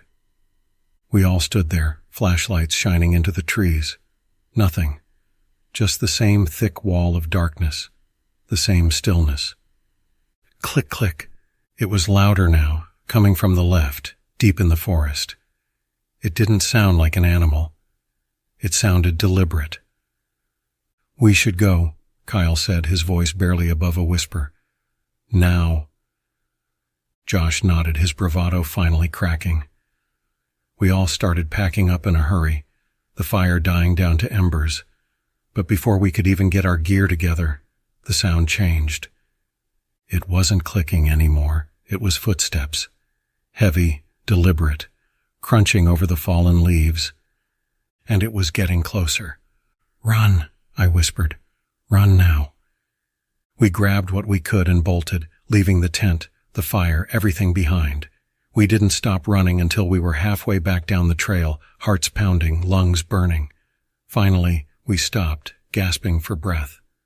We thought we'd escaped, but then as we stood there in the darkness catching our breath, we heard it. Click, click. It wasn't behind us, it wasn't in the woods, it was coming from the trail ahead. We froze, staring into the darkness. Slowly the beam of my flashlight swept forward, cutting through the trees. And that's when I saw them. A figure stood in the middle of the trail, half hidden by shadows. Their face was obscured by a hood, but in their hands they held 2 stones, tapping them together, rhythmically. Click, click. Behind them, more figures emerged from the darkness. Dozens of them, all standing still watching. We turned and ran back into the woods, the sound of clicking stones following us the whole way. We never found our campsite again. The crackling of the fire was the only sound that broke the thick silence of the woods. I sat there, staring into the flames, their light dancing off the trees that loomed around me like silent sentinels. The others had long since gone to bed, but I couldn't sleep. Something about this place felt wrong. Too quiet. Too still. The kind of stillness that makes your skin prickle as if the world itself is holding its breath. We'd been hiking all day, deeper and deeper into the stretch of untouched wilderness, miles away from civilization. The remoteness was the appeal. No phones, no internet, just nature, Jake had said with that crooked grin of his. I was the last to agree to this trip. I love nature, sure, but there was something about being so isolated that felt suffocating. As the firelight flickered lower, casting jagged shadows on the trees, I felt a shiver crawl up my spine. I pulled my jacket tighter around me and glanced over at the tents. Everyone else was sound asleep. Lucky them. My nerves wouldn't let me relax. The fire spit and crackled again, sending a spray of embers into the air. I glanced over my shoulder, peering into the darkness beyond the campsite. The woods were dense, the trees like black pillars fading into the inky void. I had the distinct sense of being watched. I told myself it was just my imagination, the kind of paranoia that comes when you're out of your comfort zone. But the feeling wouldn't go away. If anything, it got worse. I thought I heard something, a faint rustling. My head snapped toward the sound, but there was nothing there. Just more trees, more darkness. Maybe a deer or a raccoon. I tried to brush it off, but I couldn't shake the unease that was slowly tightening around my chest. Then there was a low, distant sound, a howl. It wasn't loud, but it carried through the stillness like a warning. My heart stuttered. Wolves? No, it sounded wrong. Off somehow. It wasn't an animal I'd ever heard before, not in real life or on any documentary. There was something too human about it, a shrill edge that made the hairs on the back of my neck stand up. I reached for my flashlight and flicked it on, sweeping the beam across the trees. The light cut through the darkness, but it felt small and weak against the overwhelming blackness pressing in from all sides. I told myself it was nothing, but my mind kept conjuring images of wild animals creeping closer, their eyes reflecting the firelight just out of sight. And then I saw it. At first I thought my eyes were playing tricks on me. There, between 2 trees, maybe 30 feet away, something moved. I froze, flashlight trained on the spot, but whatever it was darted out of sight before I could get a good look. My breath hitched. My pulse throbbed in my ears. I stood up, the fire casting my shadow long behind me as I pointed the light toward where I'd seen it. Nothing. "Jake?" I called out, my voice sounding too loud, too thin in the oppressive quiet. "Sarah?" No response, just the crackling fire and the distant rustling of leaves. Maybe I was overreacting. Maybe I was just tired. But then, there it was again. Movement. This time closer. I could see it now. A figure just beyond the edge of the light, standing still, watching. "Hello?" I shouted, my voice trembling. "Who's there?" The figure didn't move. It just stood there, tall and thin, almost blending in with the trees. I took a step back toward the fire, my flashlight shaking in my hand. The flames suddenly felt too small, too weak to fend off whatever was out there. Then it moved, quick, too quick. I barely had time to blink before it was gone again, melting into the shadows like smoke. My heart was racing now, my breath coming in shallow gasps. I backed up until I was standing right next to the fire, the heat searing my skin but doing nothing to ease the cold knot of fear in my gut. And then I heard it. A voice. Help. It was soft, barely more than a whisper, but it was there. It came from the darkness, from the direction the figure had vanished. "Help me," the voice said again, weak and trembling. It sounded like Sarah. My stomach twisted into knots. Was she in trouble? Lost in the woods? Had she wandered off? "Sarah?" I called out, my voice breaking. "Where are you?" No answer, just the soft, pleading cry. Help! I couldn't leave her out there. Not alone, not in the dark. I grabbed the nearest stick, plunging it into the fire until the end blazed with flame, and stepped away from the camp. My legs felt like lead as I moved toward the trees, toward the voice. The beam of my flashlight wavered as my hands shook, but I pressed forward. "Sarah?" I called again. The voice was closer now, just beyond the next cluster of trees. "Help!" I pushed through the underbrush, heart hammering in my chest, but when I reached the clearing, there was no one there. Just more trees, more shadows. And then, silence. The voice was gone. I spun around, holding the flaming stick out in front of me, but the woods were empty. That overwhelming feeling of being watched returned, more intense than before, pressing down on me like a weight. I turned to head back to camp, and that's when I saw it. Sarah. She was standing there right in front of me, pale and still, her face half hidden in shadow. Relief flooded through me. "Sarah, what the hell are you doing out here? I thought—" She stepped forward into the light, and my words died in my throat.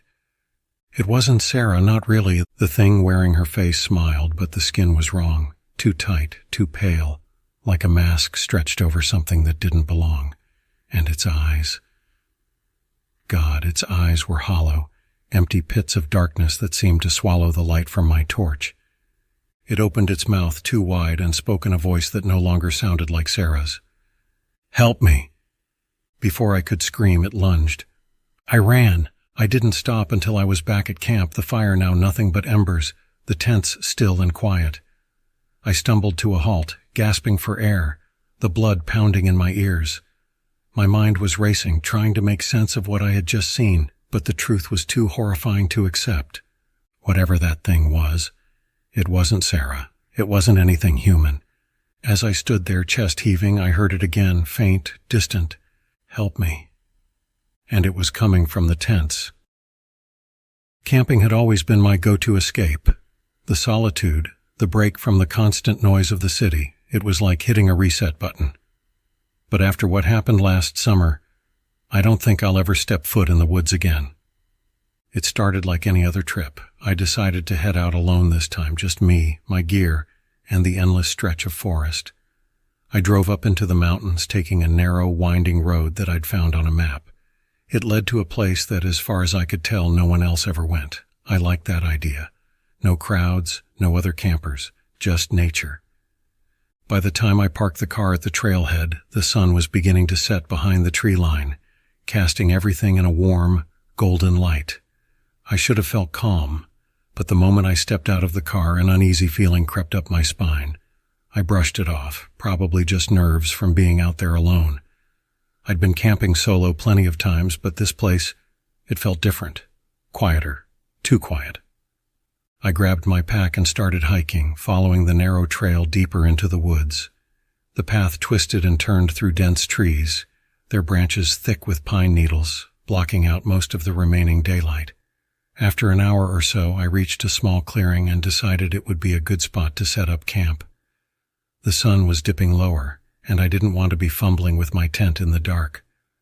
As I worked, that uneasy feeling never really went away. I kept glancing over my shoulder, convinced that something was watching me from the tree line. But every time I looked, there was nothing. Just shadows and trees. By the time the fire was crackling, the stars had come out. The woods were still eerily silent. No animals, no wind, just the crackling of the fire and the occasional creak of a tree swaying in the breeze.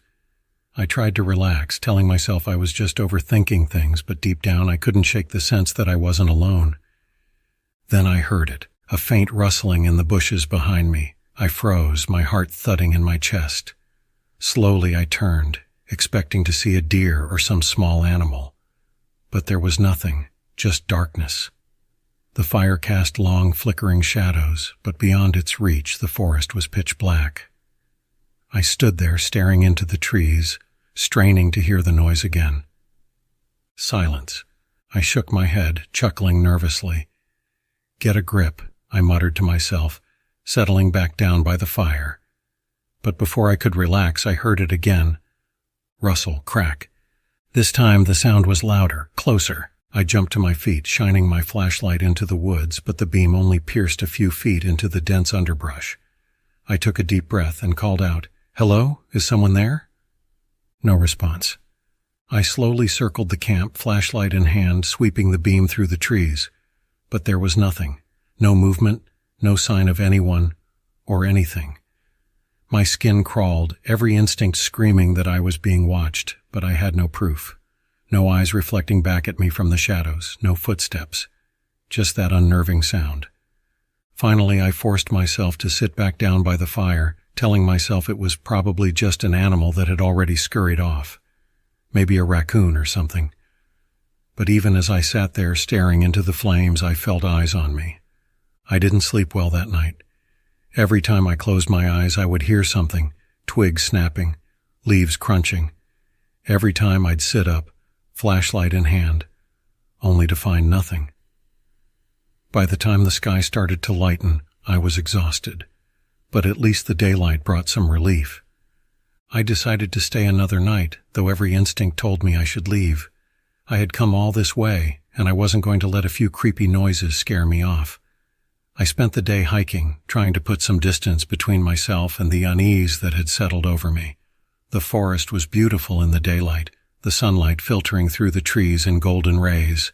For a while I almost managed to forget the previous night, but as the sun started to set again, the feeling returned. That suffocating sense of being watched. This time I couldn't brush it off. When I got back to camp, everything felt wrong. The clearing was exactly as I'd left it, but it felt different, like the trees were closing in, watching. I tried to shake off the feeling, but as night fell, the silence grew oppressive. Not even the crackling of the fire could drown it out. I sat there staring into the flames, trying to convince myself that I was just being paranoid. But then I heard it again, that rustling in the bushes. But this time it didn't stop. The sound grew louder, moving closer until it was just beyond the edge of the firelight. My heart raced as I stood up, gripping the flashlight. I pointed it toward the sound, and my breath caught in my throat. There, standing just outside the reach of the light, was a figure. It was tall, unnaturally so, with long, gangly limbs that seemed to stretch impossibly far. Its body was dark, almost blending into the trees behind it, but I could make out the faint outline of its form. And the eyes, those were the worst part. Two glowing orbs reflecting back at me, like a predator's eyes in the night. I couldn't move, I couldn't breathe. All I could do was stare, paralyzed with fear, as the thing stood there, watching me. Then slowly it began to move. It didn't walk. It glided, like its feet never touched the ground. It circled the camp, staying just beyond the light, its eyes never leaving me. My heart pounded in my chest as I backed toward the fire, my mind racing. I didn't know what to do. Run? Stay? Could I even outrun it? Before I could make a decision, the thing stopped. It stood there perfectly still, watching me for what felt like hours, and then, without warning, it melted back into the trees, disappearing as silently as it had appeared. I didn't wait. I grabbed my gear, threw it into my pack, and ran. I didn't care about the dark. I didn't care about the narrow trail. I just needed to get out of there. Every time I glanced over my shoulder, I expected to see it, but the woods behind me were empty. By the time I reached my car, the sun was starting to rise. I didn't stop to catch my breath.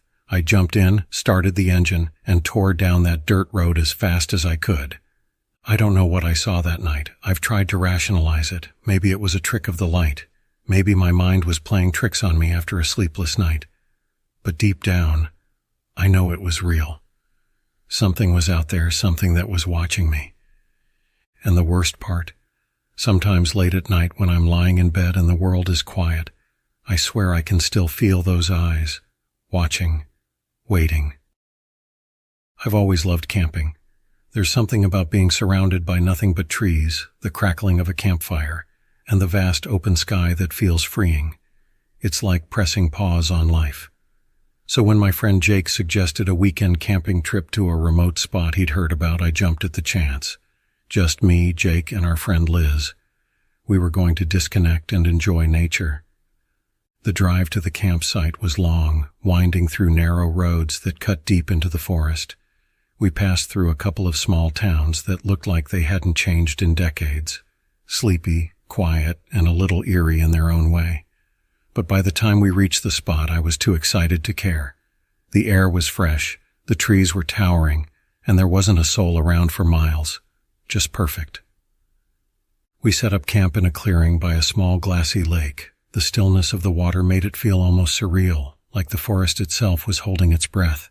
As the day wore on, we hiked, fished, and relaxed, soaking in the quiet beauty of the place.